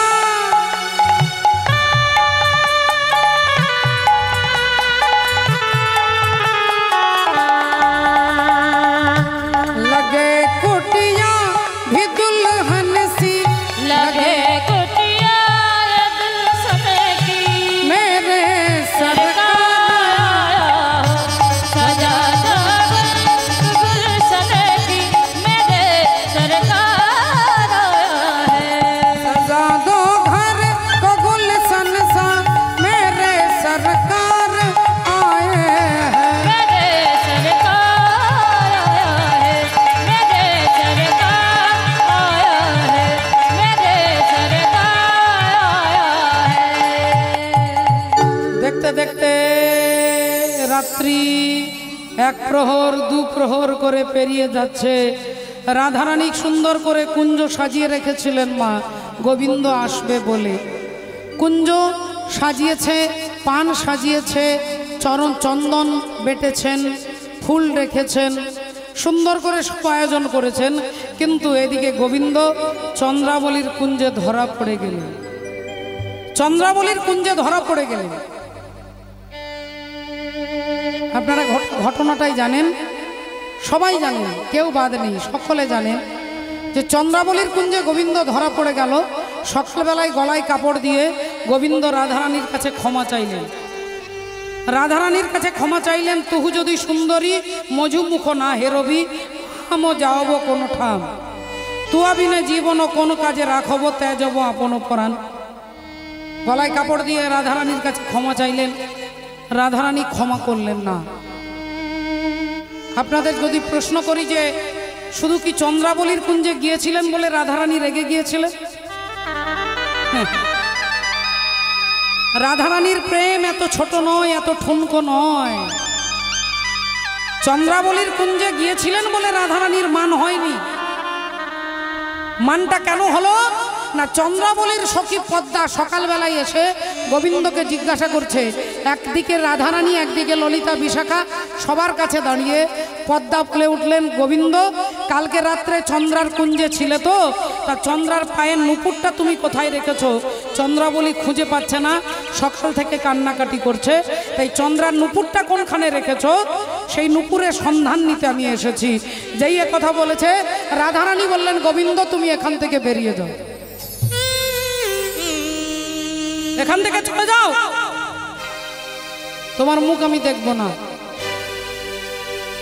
রাগটা কেন হলো জানতে পেরে গেলেন বলে রাধারানী খুব ভালো করে জানে, খুব ভালো করে জানে যে গোবিন্দ চন্দ্রাবলীর কুঞ্জে আটকে গেছে। আগে চন্দ্রার কুঞ্জ, পরে রাধার কুঞ্জ। চন্দ্রা হচ্ছে কাম আর রাধা হচ্ছে প্রেম। কামকে পেরিয়ে না গেলে আপনি প্রেমের কাছে পৌঁছাতে পারবেন না। বাবা, কামকে অতিক্রম করতে হবে। কামকে অতিক্রম করলে তবে প্রেম। তাই চন্দ্রাকে অতিক্রম করলে তবে রাধার কাছে যাওয়া যাবে। রাধারানী খুব ভালো করে জানে যে চন্দ্রাবলীর কুঞ্জে গোবিন্দ সারা রাত্রি ছিলেন। তাহলে এখন কেন বলছে, দাঁড়িয়ে দিচ্ছেন কেন যে তোমার মুখ আমি দেখব না? কারণ চন্দ্রার সখী পদ্মা এসে কি বলছে যে গোবিন্দ সকাল থেকে চন্দ্রাবলী তার নুপুরটা খুঁজে পাচ্ছে না, খুব কান্নাকাটি করছে, নুপুরটা কোথায় তুমি বলে দাও।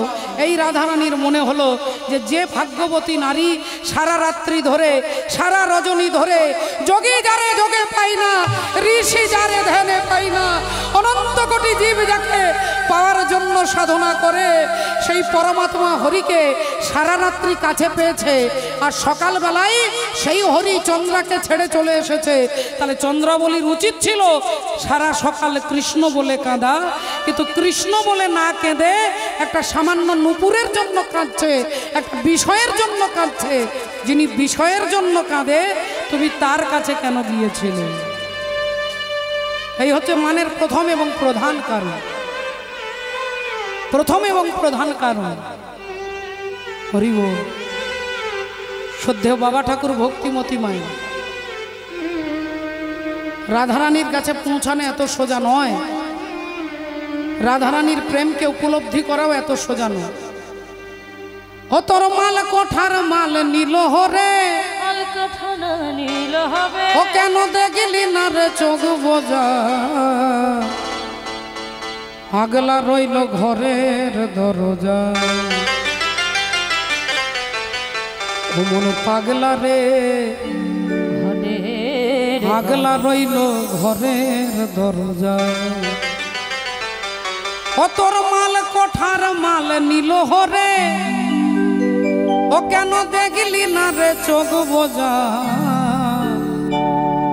আগলা রইল ঘরের দরজা।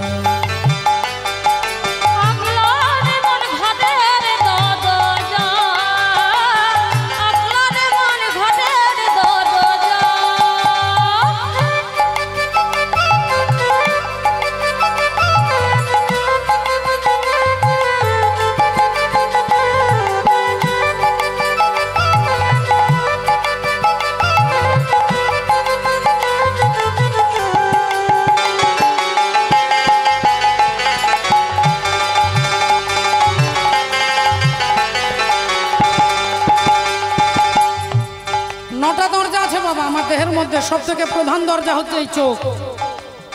এই চোখ দুটোই আমাদেরকে বিষয়ে আসক্ত করে, এই চোখ দুটোই আমাদেরকে আকর্ষণ করে। এই জড় জগতের দিকে তাকিয়ে রূপ রস গন্ধে এই চোখই আমাকে আমার সর্বনাশ করে দেয় বল। তাহলে চোখ দুটোকে আগে সাধনার দ্বারা কন্ট্রোল করতে হবে, শাস্ত্র বলছে। তাই ন দরজার এক দরজা মূল, আর সে দরজা দিতে করলি ভুল, মোহাম্মদে মত্ত হয়ে দেখি সরষের ফুল।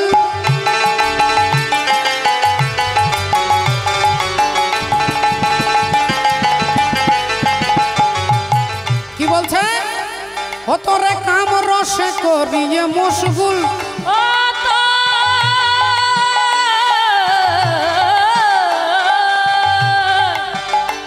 তোরে কাম রসে করিয়ে মশগুল, ও যে ছয় চড়াই মারে মজা, আগলা রইল ঘরের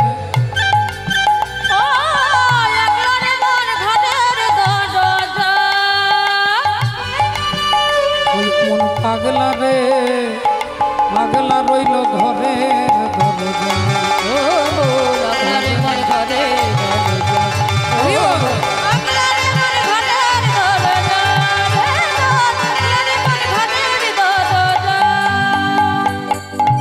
আপনার বাড়ি 4 তলা 5 তলা বিল্ডিং হতে পারে, অনেক দরজা আছে, কিন্তু যে দরজা মেন দরজা, সদর দরজা, হরিবোল, যেটা মেন দরজা সেটাকে সবাই বন্ধ করে রাখে। তাই দেখুন এই চোখটাকে, হরিবোল, হরে কৃষ্ণ, জয় রাধে। রাধারানী বললেন তুমি চলে যাও। বাবা ঠাকুর ভাবটাকে আপনারা বুঝতে পেরে গেছেন যে চন্দ্রাবলী সকাল থেকে বিষয়ের জন্য কাঁদছে, তুমি তার কাছে কেন গিয়েছো? এই যে রাধারানী গোবিন্দের জন্য অপেক্ষা করছে, সখীগণ একবার করে রাস্তার দিকে, একবার কুঞ্জের দিকে। এমন সময় এক সখী রণতুঙ্গা, তিনি বললেন রাধে একটা কথা বলবো। কি কথা? রাধারানী ছটফট করছে, গোবিন্দ আসছে না, গোবিন্দ আসছে না, মনটা উদ্গ্রীব হয়ে আছে। এমন সময় রণতুঙ্গা বলল, রাধে তুই মনে কর, ধর তোর গোবিন্দ যদি তোর কাছে আর কোনোদিন না আসে, তোর গোবিন্দ যদি তোর কাছে আর কোনোদিন না আসে তুই কি করবি? যেই এ কথা বলেছে রাধারানী বললেন, কি বললি তুই? কি বললি? আমি বৃষভানু রাজনন্দিনী, আমি কৃষ্ণ বক্ষ বিলাসিনী, আর আমার কাছে দাঁড়িয়ে তুই বলছিস আমার গোবিন্দ যদি আমার কাছে না আসে, গোবিন্দ যদি আর কোনোদিন না আসে, এত বড় কথাটা তুই বলতে পারলি? আমি তোকে অভিশাপ দিচ্ছি, কৃষ্ণ কাছে পেয়ে তাকে হারানোর কি যন্ত্রণা একদিন তোকে অনুভব করতে হবে।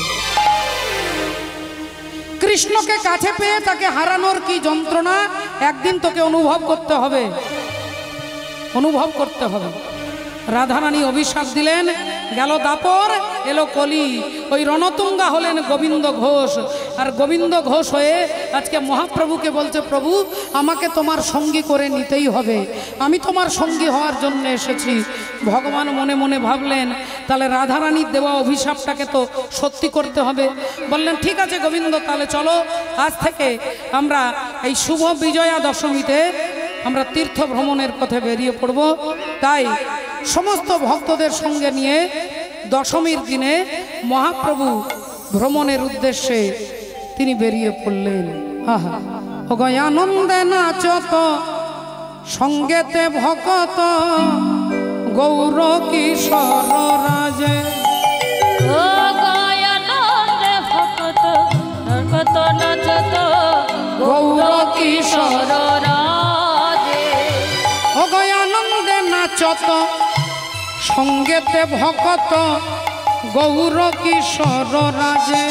ও গয়ানন্দে নাচত সঙ্গেতে ভকত গৌর কিশোর রাজে।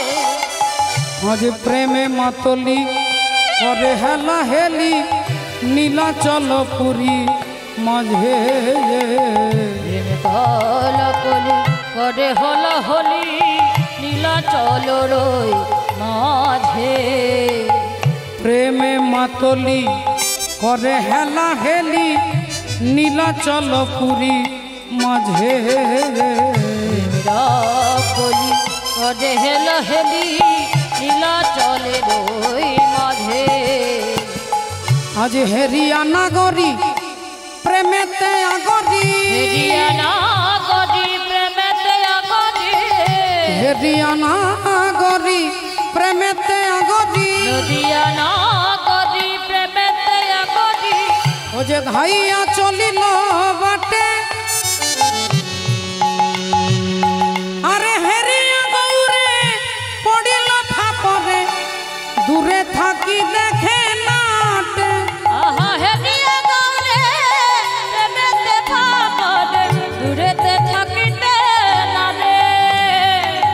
তারা দূরেতে দাঁড়াইয়ে দেখে। দূরেতে দাঁড়ায়ে দেখে, দূরেতে দাঁড়ায়ে দেখে।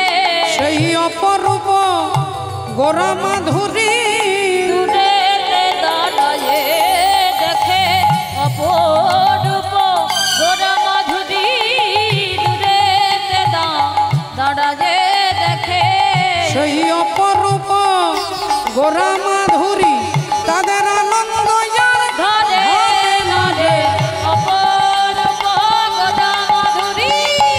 দূরেতে দাঁড়ায়ে রে অপরূপ গৌর মাধুরী। দূরেতে দাঁড়ায়ে দেখে অপরূপ গৌর মাধুরী।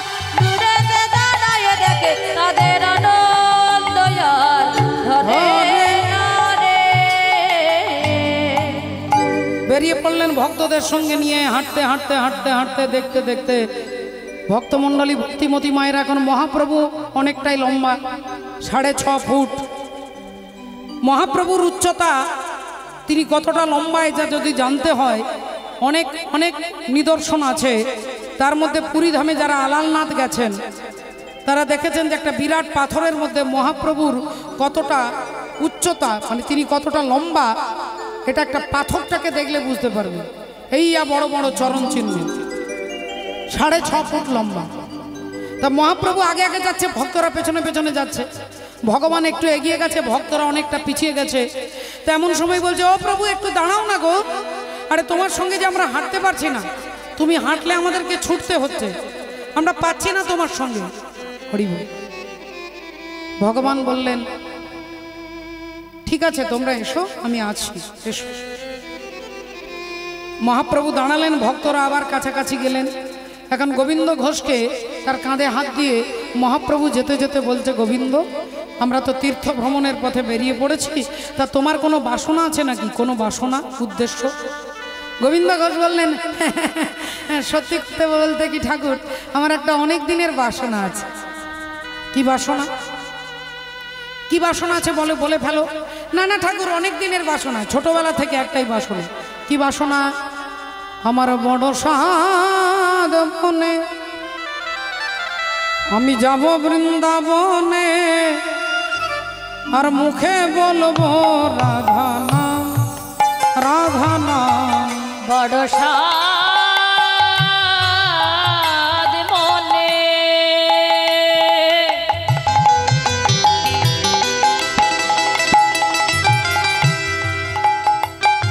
আমি যাব বৃন্দাবনে,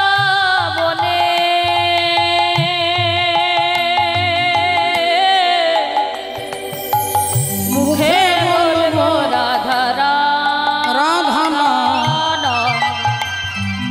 ওই ব্রজবাসীর দ্বারে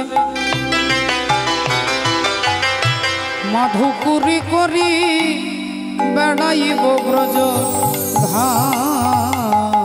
ব্রজবাসীর দ্বারে মাধুকুরি করে বেড়াইব ব্রজধাম।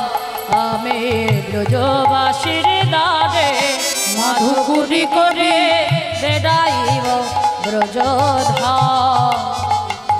প্রভু আমার মনের এই বাসনা, আমার মনে এই বাসনা, আমি মাধুকুরি মেঘে খাবো। আমার মনে এই বাসনা, আমি মাধুকুরি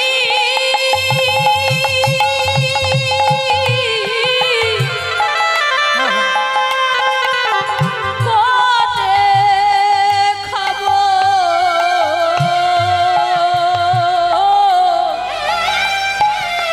প্রভু আমার মনে এই বাসনা, আমি মাধুকুরি মেঘে খাবো, মুখে রাধা রাধা নাম বলিব। আমি মাধুকুরি মেঘে খাবো, রাধা রাধা নাম বলিব। মাধুকুরি করে খাবো, রাধা রাধা নাম বলিব। মাধুকুরি মেঘে খাবো, রাধা রাধা নাম বলিব।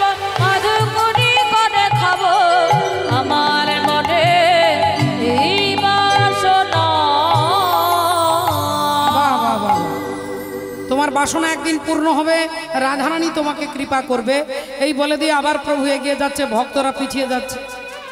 এখন ভক্তরা অনেকটা পিছিয়ে পড়ে গেছে, ভগবান এগিয়ে চলে গেছে। ভক্তরা ভাবলেন না না, আমাদের চিন্তার কিছু নেই, প্রভু আমাদেরকে ছেড়ে দিয়ে যাবে না। প্রভু এগিয়ে গেছে, আমরা আমাদের মতো যাই। এদিকে ভগবান এগিয়ে গেলেন, তার একটা কারণ আছে বাবা। ভগবান যে এগিয়ে চলে গেলেন তার একটা কারণ আছে। আজকে একজনকে কৃপা করবার জন্য তিনি এগিয়ে গেছেন। তিনি কে? না, মহাপ্রভু একটা গাছের তলায় বসেছে, গাছের তলায় বসে ঠান্ডা বাতাসে বসে একটু জিরিয়ে নিচ্ছেন।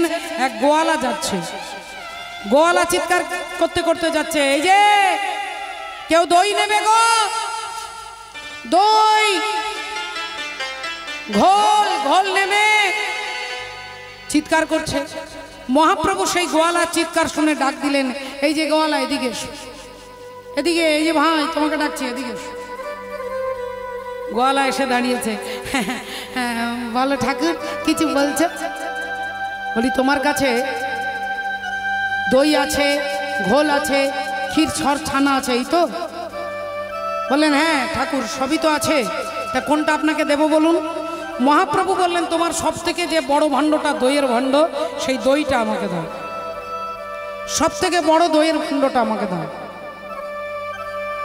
যেই এ কথা বলেছে এমনি গোয়ালা মনে মনে ভাবলেন, দেখেছ আজ যে কার মুখ দেখে উঠেছি, হ্যাঁ আজকে কার মুখ দেখে উঠেছি, এত বড় ভাণ্ডের দইটা বিক্রি হয়ে যাবে, তাহলে আজকে ভালো টাকাই পাওয়া যাবে, সংসারে গিয়ে ছেলে মেয়েকে এগুলোকে আজকে পেট ভরে খেতে দিতে পারবো। যাক বাবা, এত কথা ভেবে আমার লাভ নেই।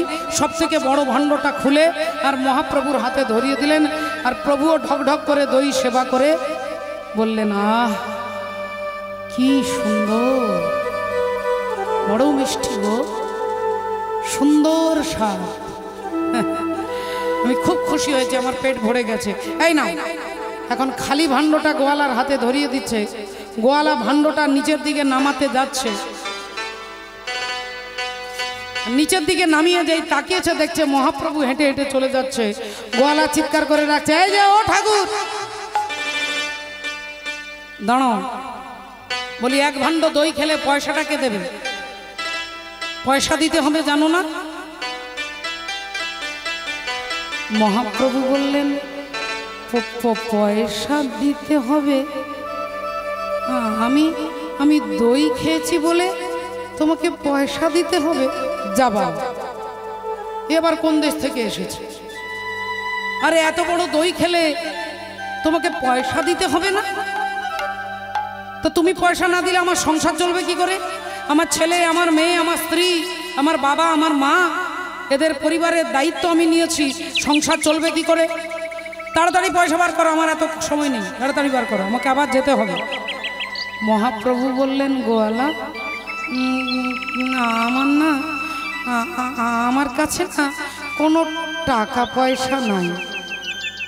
কি বললে? কি বললে তুমি?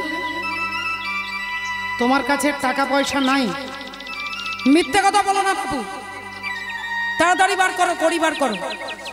ভগবান বললেন, আমি সত্যি বলছি গোয়ালা, আমার কাছে কোনো টাকা পয়সা নাই গো।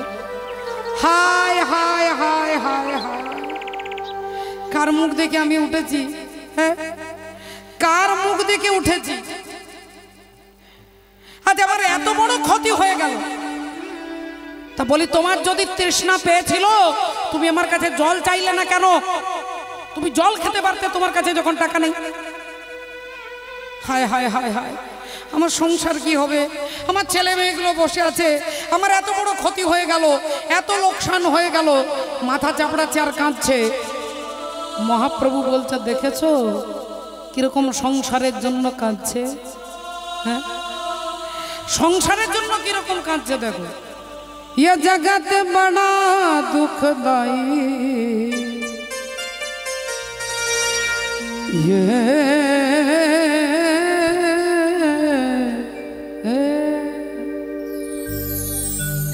ये जगत बड़ा दुखदाई, सुख की आस त्याजो मेरे भाई, सुख की आस त्याजो मेरे भाई।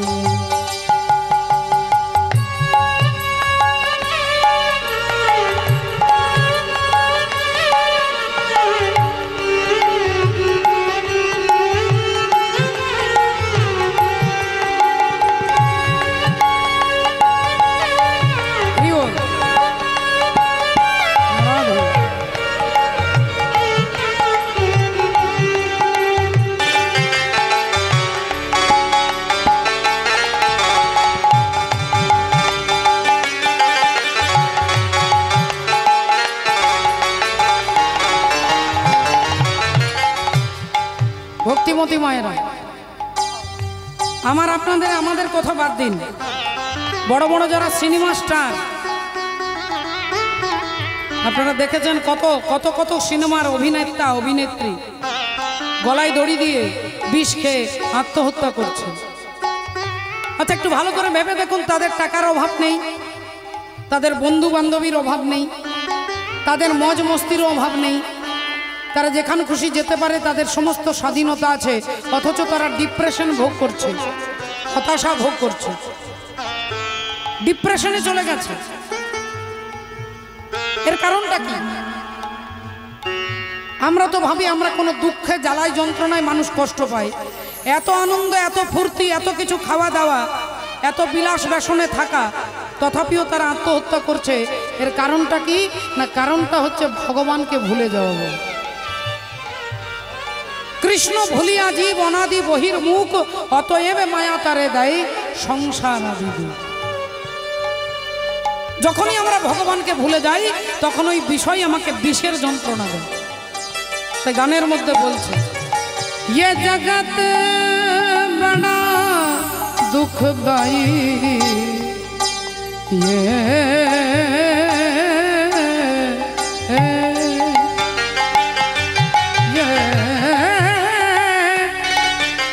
जगत बड़ा दुखदाई, सुख की आस त्याजो मेरे भाई।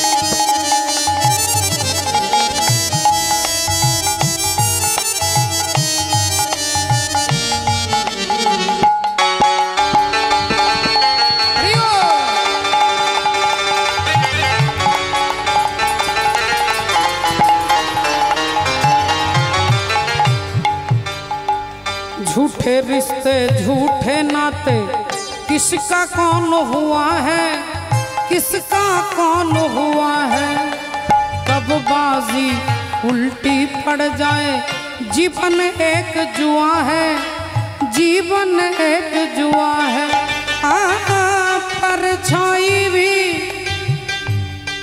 परछाई भी होती पराई, परछाई भी होती पराई, सुख की आस तजो मेरे भाई, सुख की आस तजो मेरे भाई, सुख की आस तजो मेरे भाई, सुख की आस तजो। তাহলে বাবা ঠাকুর একটু ভেবে দেখুন, প্রতিটি জীবকে যিনি পাবন করেন মানে পবিত্র করেন তিনি পতিত পাবন। পাবন মানে পবিত্র, পতিত মানে ছোট হীন, তাকে যিনি কৃপা করেন। যে জায়গাটাতে ভগবান দাঁড়িয়েছিলেন সেই জায়গাটাতেই দেখবেন ওখানে একটা প্রদীপ দেওয়া হয়। আপনারা যারা গেছেন তারা হয়তো মাইন্ড করেননি, এবার যখন যাবেন তখন মাইন্ড করবেন। আর যারা নতুন যাবেন তারা দেখবেন ডান দিকে ওই যে লোহার কালো পাথরটার পেরিয়ে যাবেন না, তার পিছিয়ে 3 হাত পিছিয়ে গেলে দেখবেন ডান দিকে। তাহলে সদন সাহা, যার নামে এখনো পর্যন্ত একটা মার্কেট আছে, মার্কেটটার নামই হচ্ছে শাহবাজার। কোথায় আছে না, যারা উড়িষ্যা দিক থেকে, যারা উৎকল এক্সপ্রেসে যারা বৃন্দাবন যান তারা ওই স্টেশনটা পেরিয়ে যান। একটা স্টেশনের নাম হচ্ছে অনুপপুর। অনুপপুর, ওই অনুপপুর স্টেশন থেকে নেমে ওই মার্কেটটা যেতে হয়, যে মার্কেটটার আজও নাম হচ্ছে শাহবাজার, ওই সদন শাহের নামে বাজার। তাহলে ভগবান যদি এভাবে জীবকে করুণা করতে পারেন, সেই ভাবটা যদি আমার থাকে তিনি নিশ্চয়ই আমাকেও কৃপা করবেন।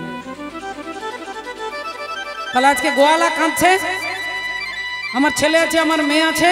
মহাপ্রভু বললেন, শোনো গোয়ালা, আমি তোমার দই খেয়ে ফেলেছি, আমার কাছে টাকা পয়সা নেই, আমার পেছনে আমার ভক্তরা আসছে, ওই ভক্তের মধ্যে একজনের নাম হচ্ছে গোবিন্দ ঘোষ, আমার এই দই খাওয়ার দামটা তুমি তার কাছ থেকে নিয়ে নিও, কেমন? এই বলে মহাপ্রভু চলে গেলেন। গোয়ালা এরকম করে দাঁড়িয়ে আছে, এরকম করে দাঁড়িয়ে আছে, হরি বল। আর এদিকে ভক্তরা আসছে, ভক্তরা সব নাম করতে করতে আসছে। এখন সবাই আনন্দে হরি নাম করতে করতে, হরে কৃষ্ণ কৃষ্ণ কৃষ্ণ হরে হরে, হরে রাম রাম রাম হরে হরে, हरे कृष्ण कृष्ण कृष्ण हरे हरे, हरे राम राम राम हरे हरे।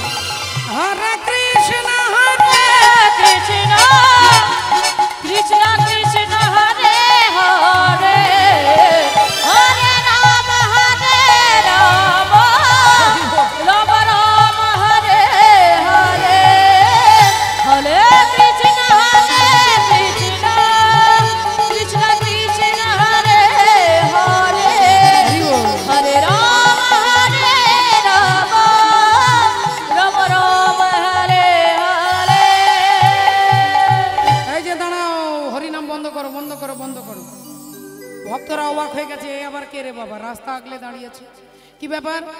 না তোমাদের মধ্যে থেকে এক কাজ করো, তোমাদের মধ্যে থেকে যিনি গোবিন্দ ঘোষ তিনি আমাকে পয়সা তাড়াতাড়ি দেন, আমি বাড়ি যাব। ভক্তরা ওর মুখের দিকে ওর মুখের দিকে তাকাচ্ছে, কি ব্যাপার? গোবিন্দ ঘোষকে বলছে আপনি কি এনাকে চেনেন? আগে না। তাহলে ইনি আপনার নামটা বলছে কেন? কি হয়েছে ভাই, কি ব্যাপার? না তোমাদের প্রভু আমার এক ভাণ্ড দই খেয়েছে, আমি যখন বললাম টাকা পয়সা দিতে হবে, তিনি বললেন আমার কাছে কোনো পয়সা নেই, আমার ভক্ত গোবিন্দ ঘোষের কাছে টাকাটা নিয়ে নিতে। তাহলে এবার তোমরা বলো তোমাদের মধ্যে থেকে গোবিন্দ ঘোষকে? গোবিন্দ ঘোষ বললেন আগে আমার নাম গোবিন্দ, কিন্তু আমি তো কিছুই বুঝতে পারছি না আগাগোড়া আপনি কি বলছেন। জগদানন্দ প্রভু বলছেন কি ব্যাপার ভাই, একটু বুঝিয়ে বলো। আরে আরে এতে না বোঝার কি আছে বলো তো? তোমাদের প্রভু আমার এক ভাণ্ড দই খেয়েছে, আমি পয়সা চাইতে গেলাম, তিনি বললেন আমি সন্ন্যাসী, আমার কাছে টাকা পয়সা নেই, আমার ভক্ত গোবিন্দ ঘোষের কাছে নিয়ে নি। তাহলে এবার বুঝতে পেরেছ?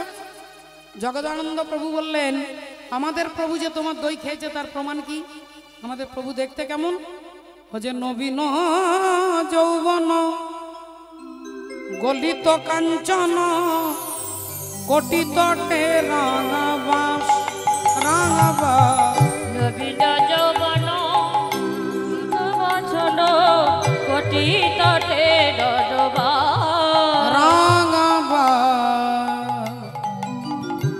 নবীন যৌবন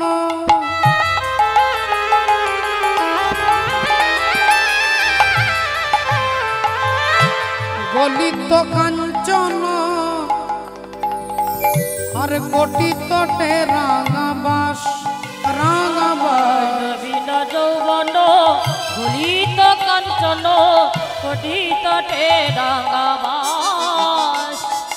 বয়সটা বেশি নয়, 23-24 হবে, গায়ের রংটা একবারে কাঁচা সোনার মতো।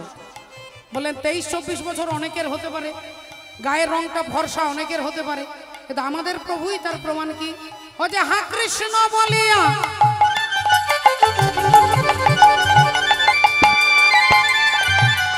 আর দুবাহু তুলিয়া কৃষ্ণ কৃষ্ণ বলে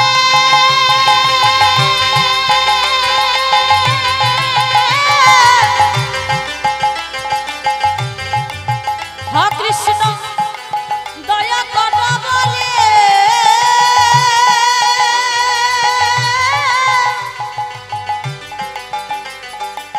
সদা প্রভু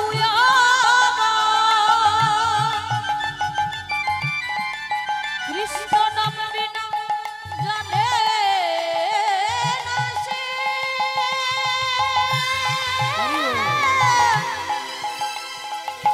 দুটি বাহু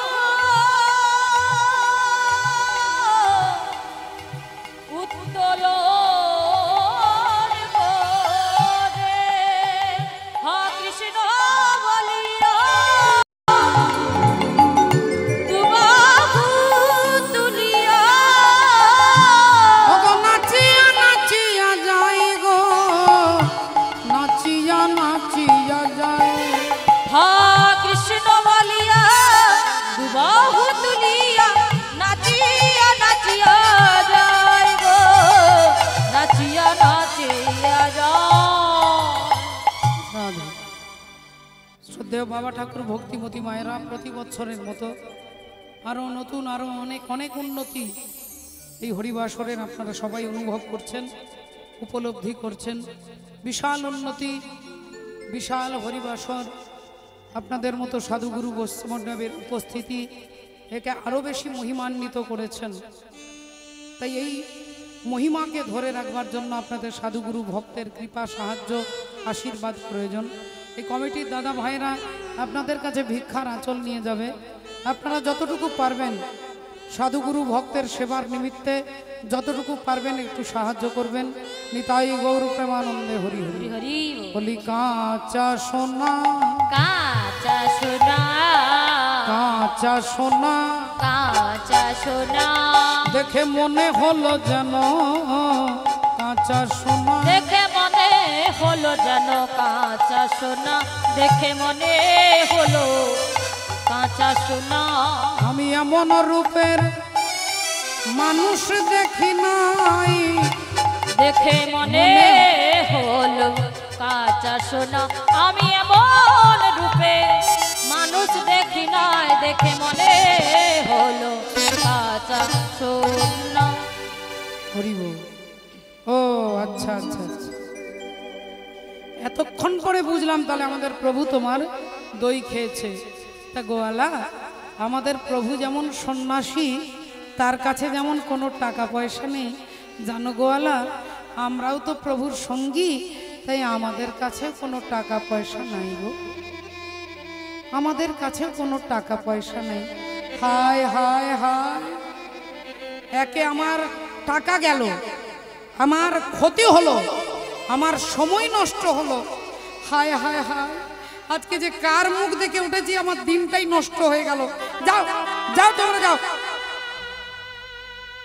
ভক্তরা তো ছুটে পালিয়ে গেলেন, আর গোয়ালা ভাবছে মনের দুঃখে বাঁকটাকে তুলছেন, আর বাঁকটাকে তুলতে যাচ্ছে, খুব ভারী লাগছে, খুব ভারী লাগছে। ভাবলো এত ভারী কেন, হালকা হয়ে যাওয়ার কথা। এত বড় ভাণ্ডের দই সেবা করলেন, তাহলে এটা তো হালকা হয়ে যাওয়ার কথা, আমি তুলতে পারছি না কেন? আবার তুলবার চেষ্টা করছে, তুলতে পারছে না। ভাবলেন দেখি ব্যাপারটা কি। এক একটা মাটির কলসি নামাতে নামাতে দেখছে যে ভাণ্ডটাতে ভগবান মহাপ্রভু দই সেবা করেছেন, সেই ভাণ্ডটা স্বর্ণ মুদ্রায় পরিপূর্ণ হয়ে গেছে, স্বর্ণ মুদ্রাতে পরিপূর্ণ হয়ে গেছে। গোয়ালা কাঁদতে কাঁদতে ছুটতে ছুটতে যাচ্ছে, ঠাকুর দেখা দাও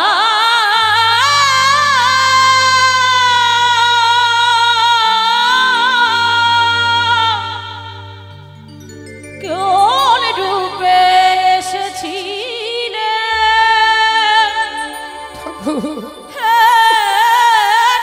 আমি তোমাকে চিনতে পারি নাই ঠাকুর, আমি তোমাকে চিনতে পারি না।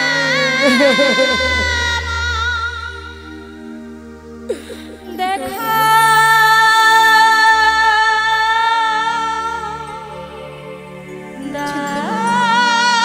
কান্তে কান্তে মহাপ্রভুর চরণে আছাড় খেয়ে পড়েছে গোয়ালা। আর যেই গোয়ালা মহাপ্রভু চরণ ধরে কান্নাকাটি করছে, ভক্তরা বললেন প্রভু তুমি এর এক ভাণ্ড দই খেয়েছো, পয়সা দাওনি, একে পয়সা দিয়ে দাও। তখন গোয়ালা বলছেন আপনারা আমাকে ক্ষমা করুন, আমি আমি বুঝতে পারি নাই গো, আমি বুঝতে পারি নাই, প্রভু আমাকে এক ভাণ্ড স্বর্ণ মুদ্রা দিয়েছে।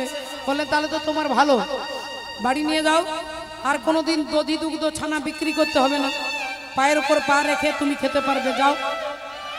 গোয়ালা তখন বলছে ঠাকুর তুমি আমার মাটির ভাণ্ডটা স্বর্ণ মুদ্রায় যেমন পূর্ণ করে দিয়েছ, ধন ঐশ্বর্যে যেমন ভরে দিয়েছ, আমার এই দেহ মাটির ভাণ্ডটাকে তুমি যদি কৃষ্ণ প্রেমে পূর্ণ করো, কৃষ্ণ প্রেমে পূর্ণ করো, তুমি কৃষ্ণ প্রেমে হরি হরি হরি পূর্ণ করো, কৃষ্ণ প্রেমে পূর্ণ করো, বলিয়া কিছু চাই না আমি, তুমি কৃষ্ণ কৃষ্ণ প্রেমে পূর্ণ করো, প্রভু আর তো কিছু চাই না আমি, কৃষ্ণ প্রেমে পূর্ণ করো, তুমি আমার এই দেহ মাটির ভাণ্ডটাকে কৃষ্ণ প্রেমে পূর্ণ করে দাও ঠাকুর,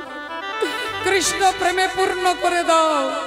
মহাপ্রভু বললেন যাও, তোমাকে অর্থ আর পরমার্থ দুটোই দিলাম, যাও, আজ থেকে কৃষ্ণের সংসার করবে, ছাড়ি অনাচার, যাও, ভগবানের ভোগ নিবেদন করবে, প্রসাদ পাবে, আর হরি হরি বলবে দিন রাত্রি। এই বলে মহাপ্রভু ভক্তদের নিয়ে হাঁটতে হাঁটতে হাঁটতে একটা গ্রামের ভেতরে এলেন। জিজ্ঞাসা করলেন গোবিন্দ এই গ্রামটার নাম কি গো? বললেন এ তো পূর্বস্থলী।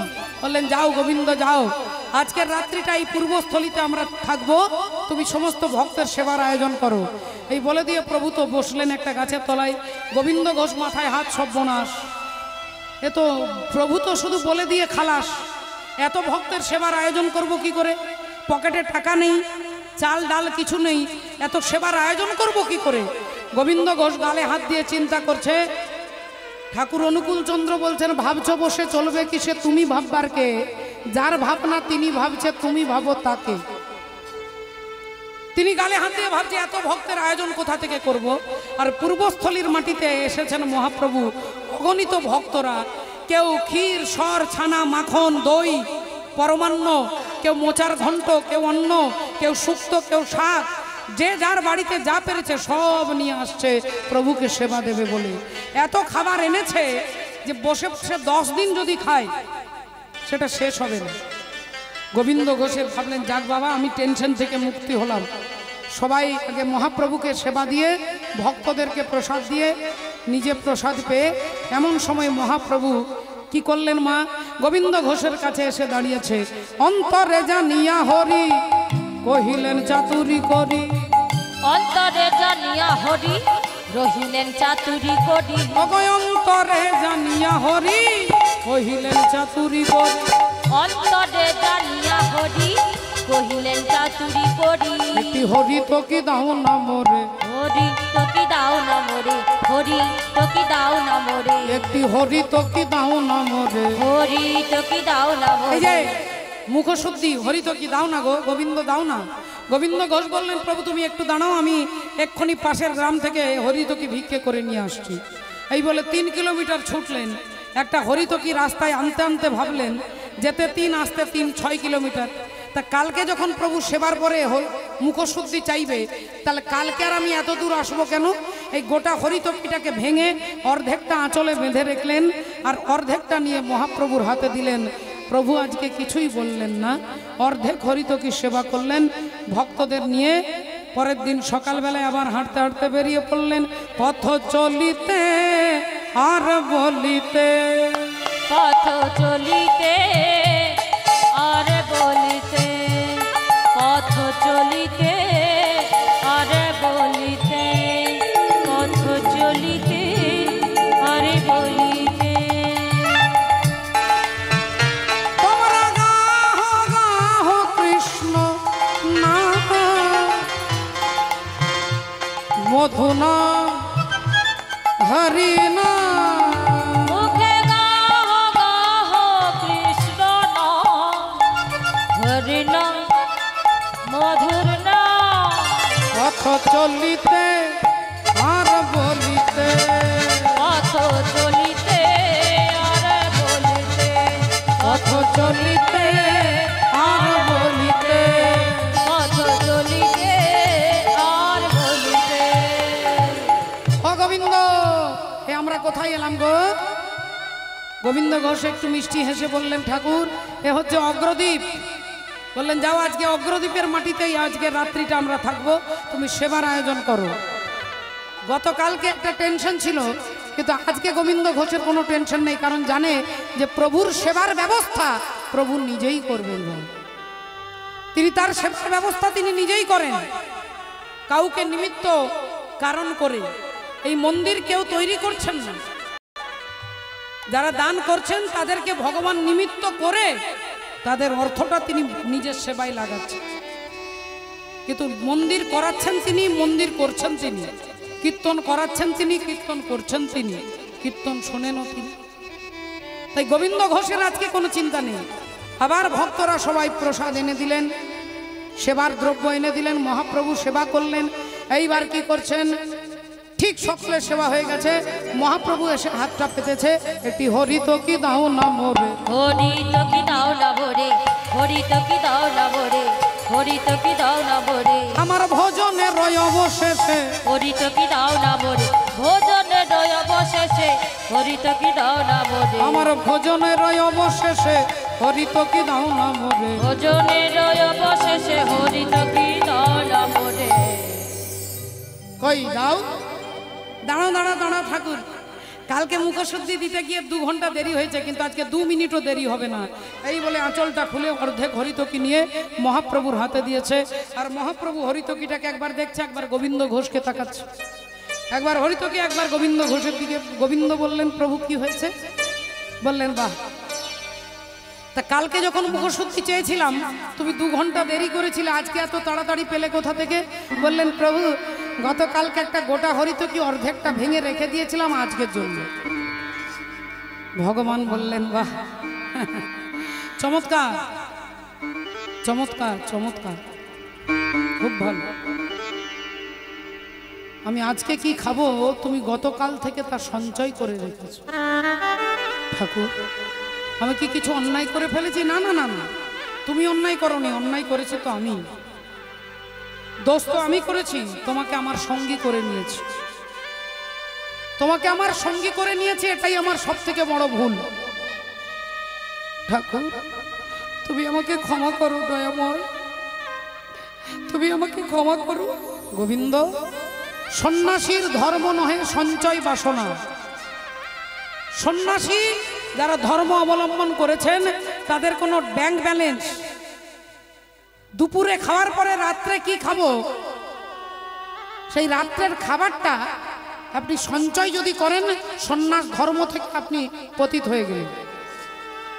সন্ন্যাসীর এলআইসি থাকবে না, সন্ন্যাসীর ব্যাংক ব্যালেন্স থাকবে না, সন্ন্যাসী নিজের নামে টাকা রাখবে না।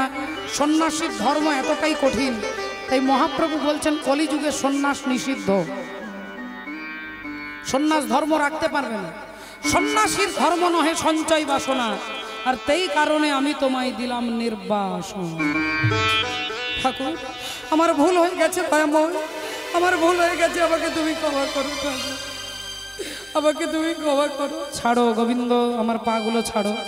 না ঠাকুর না, আমি কিছুতেই তোমার চরণ ছাড়বো না ঠাকুর, কিছুতেই তোমার চরণ ছাড়বো না। চরণ ছাড়বেন? ছাড়ো বলছি। জোর করে চরণটা ছাড়িয়ে নিয়ে চলে যাচ্ছে। গোবিন্দ ঘোষ ছুটে গিয়ে আবার পা দুটো ধরছে, আবার মহাপ্রভু ছাড়িয়ে দিচ্ছে। না যায় না যায় গোরারা, আমার গোরারা, না যায় না যায় গোরা রায়, না যায় না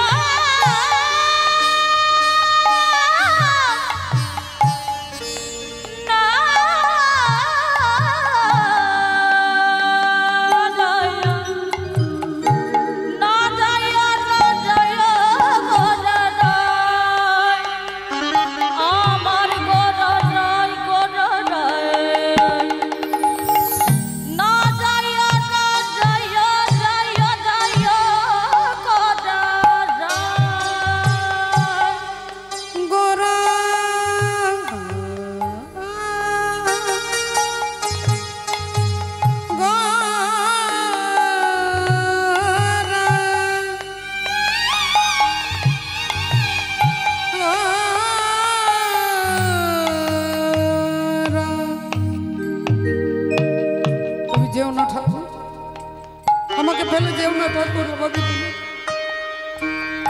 আমি আমার জন্য হরিত কি সঞ্চয় করি নাই ঠাকুর, আমি তোমার জন্য সঞ্চয়,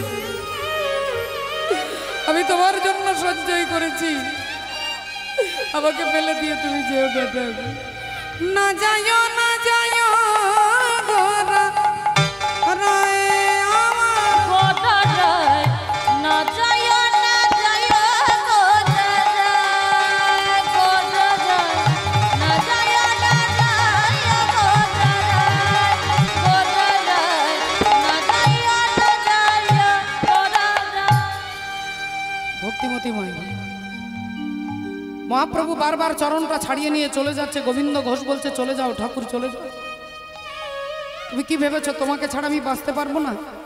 তোমাকে ছাড়া আমি থাকতে পারবো না, তুমি চলে যাও ঠাকুর, চলে যাও, তোমাকে আমি চাই না, আমি তোমাকে ছেড়ে ভালো থাকবো, তোমাকে ছেড়ে বেঁচে থাকবো, চলে যাও। কিন্তু আমি যদি তোমার জন্য সঞ্চয় করে থাকি, তোমাকে যদি ভালোবেসে থাকি, তাহলে 15 দিনের মধ্যে তোমাকে আমার কাছে ফিরে আসতে হবে, এক পক্ষ কালের মধ্যে তোমাকে আমার কাছে ফিরে আসতে হবে। মহাপ্রভুও চলে গেলেন, গোবিন্দ ঘোষ অজ্ঞান হয়ে পড়ে গেলেন। গ্রামের লোকজন তাকে তুলে নিয়ে গিয়ে তার ঘরে রেখে দিলেন। দেখতে দেখতে 2 দিন, 5 দিন, 10 দিন, 12 দিন, 14 দিন পেরিয়ে গেল। গোবিন্দ ঘোষ ভাবছে আর একটা দিন পেরিয়ে গেলেই যদি প্রভু না আসে আমি আত্মহত্যা করব। আর এদিকে মহাপ্রভু ছিলেন মালদা জেলার রামকেলিতে, এদিকে গোবিন্দ ঘোষ পরের দিন আত্মহত্যা করবে, গঙ্গার জলে যাচ্ছেন।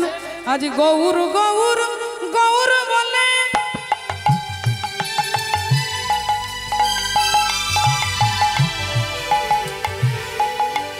গৌর গৌর গৌর বলে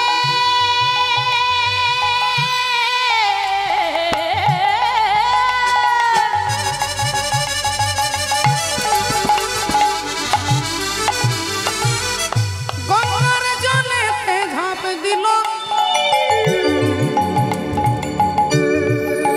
গৌর গৌর গৌর বলে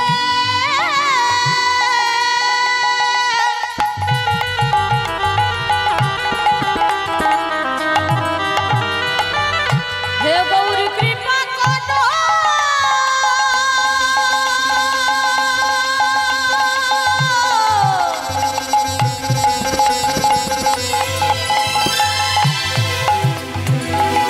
আমি জন্মের মতো চলে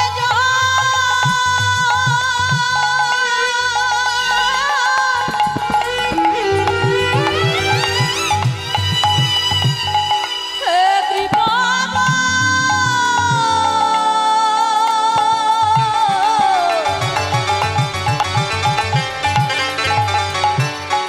তোমার নাম নিয়ে আমি চলে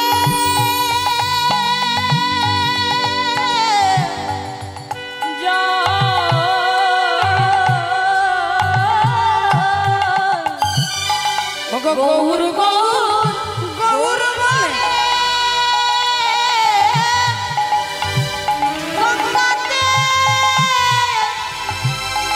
ঝাঁপ দিল রাম কেলি হইতে প্রভু পাথর ভাষাই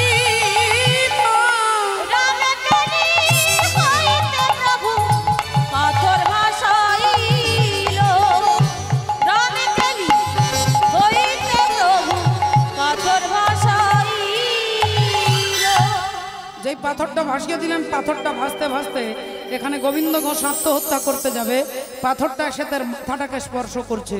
সে ভাবছে শ্মশানের কাঠ, বারবার সরিয়ে দিচ্ছে, বারবার এসে লাগছে। পাথরটা হাতে নিয়ে ছুঁড়তে যাবে, অমনি পাথরের ভেতর থেকে বলছে, গোবিন্দ, আত্মহত্যা মহাপাপ, তুমি একে বাড়িয়ে নিয়ে যাও, আত্মহত্যা করবে না। গোবিন্দ ঘোষ কেঁদে কেঁদে পাথরটাকে ঘরের কোণে রেখে দিয়ে বিছানায় শুয়ে কাঁদছে। ঠিক পরের দিন সকালবেলায় মহাপ্রভু দরজায় দাঁড়িয়েছে। গোবিন্দ একই যেই দরজাটা খুলেছে অমনি দেখছে স্বয়ং পতিত পাবন ভগবান মহাপ্রভু দাঁড়িয়ে আছে। ঠাকুর, তুমি এসেছো দয়াময়, তুমি এসেছো ঠাকুর, এসো দয়াময়, এসো আমার ঘরে এসো। আমি কি বলছি? না না, কোনো কথা শুনবো না, তুমি ভেতরে এসো। গোবিন্দ ঘোষ মহাপ্রভুকে টেনে ভেতরে নিয়ে গেছেন। মহাপ্রভু বললেন, গোবিন্দ, তুমি কালকে যে আত্মহত্যা করতে গিয়েছিলে একটা পাথর পেয়েছিলে? আগে হ্যাঁ প্রভু, ওই পাথরটা আমাকে দাও। আর যেই পাথরটা মহাপ্রভুর হাতে দিয়েছে অমনি একটা গোপীনাথের বিগ্রহ হয়ে গেছে। ভগবান বললেন, আজ থেকে গোপীনাথের সেবা করবে, আজ থেকে গোপীনাথের জন্য ভজন করবে, গোপীনাথের জন্য রান্না করবে, গোপীনাথের চরণে নিজের মন প্রাণ সব সঁপে দেবে। আর তুমি বিবাহ করবে, বিয়ে করবে, সংসার ধর্ম পালন করে ভগবানের সেবা করবে। আজ থেকে গোপীনাথের চরণে নিজেকে সঁপে দাও। গোবিন্দ বললেন, আমায় বলো না ভুলিতে, বলো না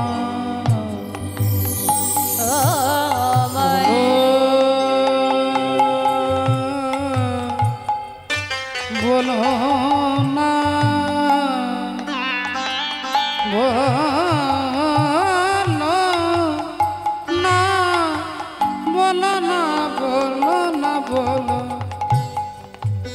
আমায় বলো না ভুলিতে, বলো না, আমায় বলো না ভুলিতে, বলো না প্রভু গো, বলো না ভুলিতে, বলো না। কত সুধা মাখা মধুর হরিনাম,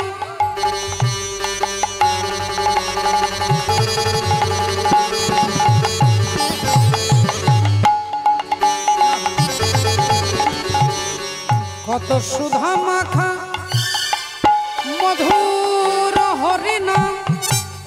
অগ জগতে নাই তার তুলনা, কত সুধা মাখা সুধা মাখা,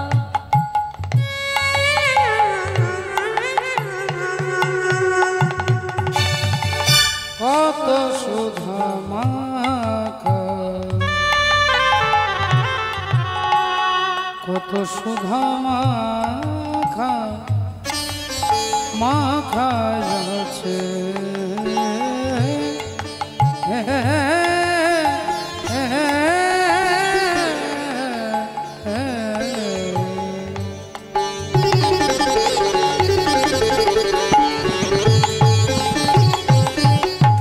কত সুধা মাখা অগ মধুর হরিনাম, এই জগতে নাই তার তুলনা, তাই বদন ভরে গাই কৃষ্ণ নাম হরি নাম, বদন ভরে গাই কৃষ্ণ নাম হরি নাম, বলো না ভুলিতে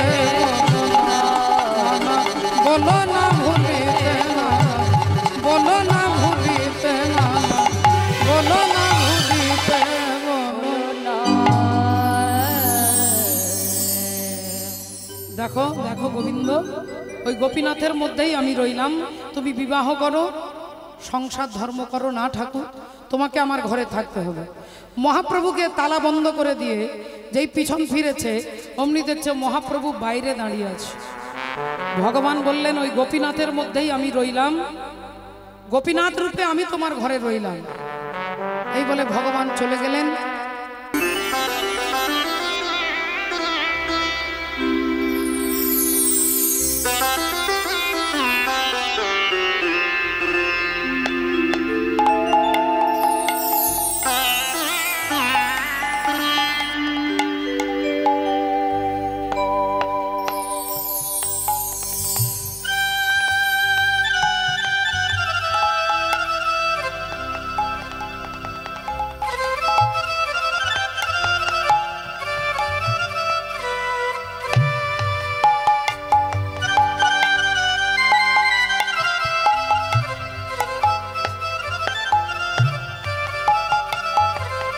জানি তাই আজকের এই পালার ব্যয়ভার যারা বহন করেছেন, পরিবারের মঙ্গল কামনায় ব্যয়ভার বহন করেছেন নীলিমা ঘোষ, স্বামী অসিত ঘোষ, পুত্র অভিজিৎ ঘোষ, অমিত ঘোষ, পুত্রবধূ সংযুক্ত হাজরা ঘোষ, নাতি অভিরূপ ঘোষ এবং পরিবারবর্গ মুরুটিয়া নদিয়া। জানি তাই ও আচ্ছা, সংযুক্তা ঘোষ বৌমা এবং রাজলক্ষ্মী ঘোষ, এই দুইজন পরিবারের মঙ্গল কামনায় পেলার বাইবার বহন করেছেন আংশিক রবীন্দ্রনাথ মণ্ডল, উপাসনা মণ্ডল, পুত্র রতন মণ্ডল, পুত্রবধূ রূপালী মণ্ডল, নাতি হৃদয় কুমার মণ্ডল, জাগ্রত মণ্ডল কাঠালিয়া নদিয়া। জয়নি তাই এই পালার আংশিক ব্যয়ভার বহন করেছেন ঈশ্বর সুশীল পালের স্মৃতির উদ্দেশ্যে স্ত্রী ফুল রানী পাল, পুত্রগণ সনাতন পাল, সত্যনারায়ণ পাল, সমীরণ পাল, পাল জুয়েলার্স, করিমপুর নদিয়া এবং পিতা ঈশ্বর পিতা নারায়ণচন্দ্র পাল, মাতা অমিয়বালা পালের স্মৃতির উদ্দেশ্যে বহন করেছেন পুত্র নিখিল পাল, পুত্রবধূ পূর্ণিমা পাল, নাতি পার্থ পাল, নাতবউ মৌসুমী পাল, নাতনি নিপা দে, জামাতা সৌমেন দে, পৌনাতি মধুমিতা দে এবং পত্রালিকা পাল, মুরুটিয়া নদিয়া।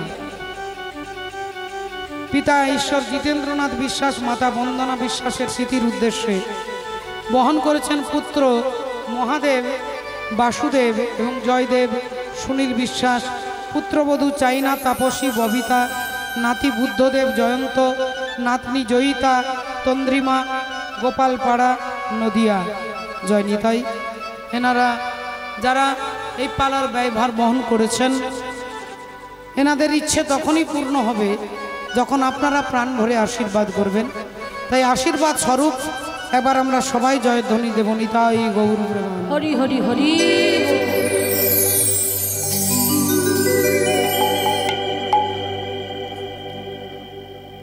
শ্রদ্ধেয় ভক্তমণ্ডলী, ভক্তিমতী মায়েরা, দেহ ত্যাগ করলেন।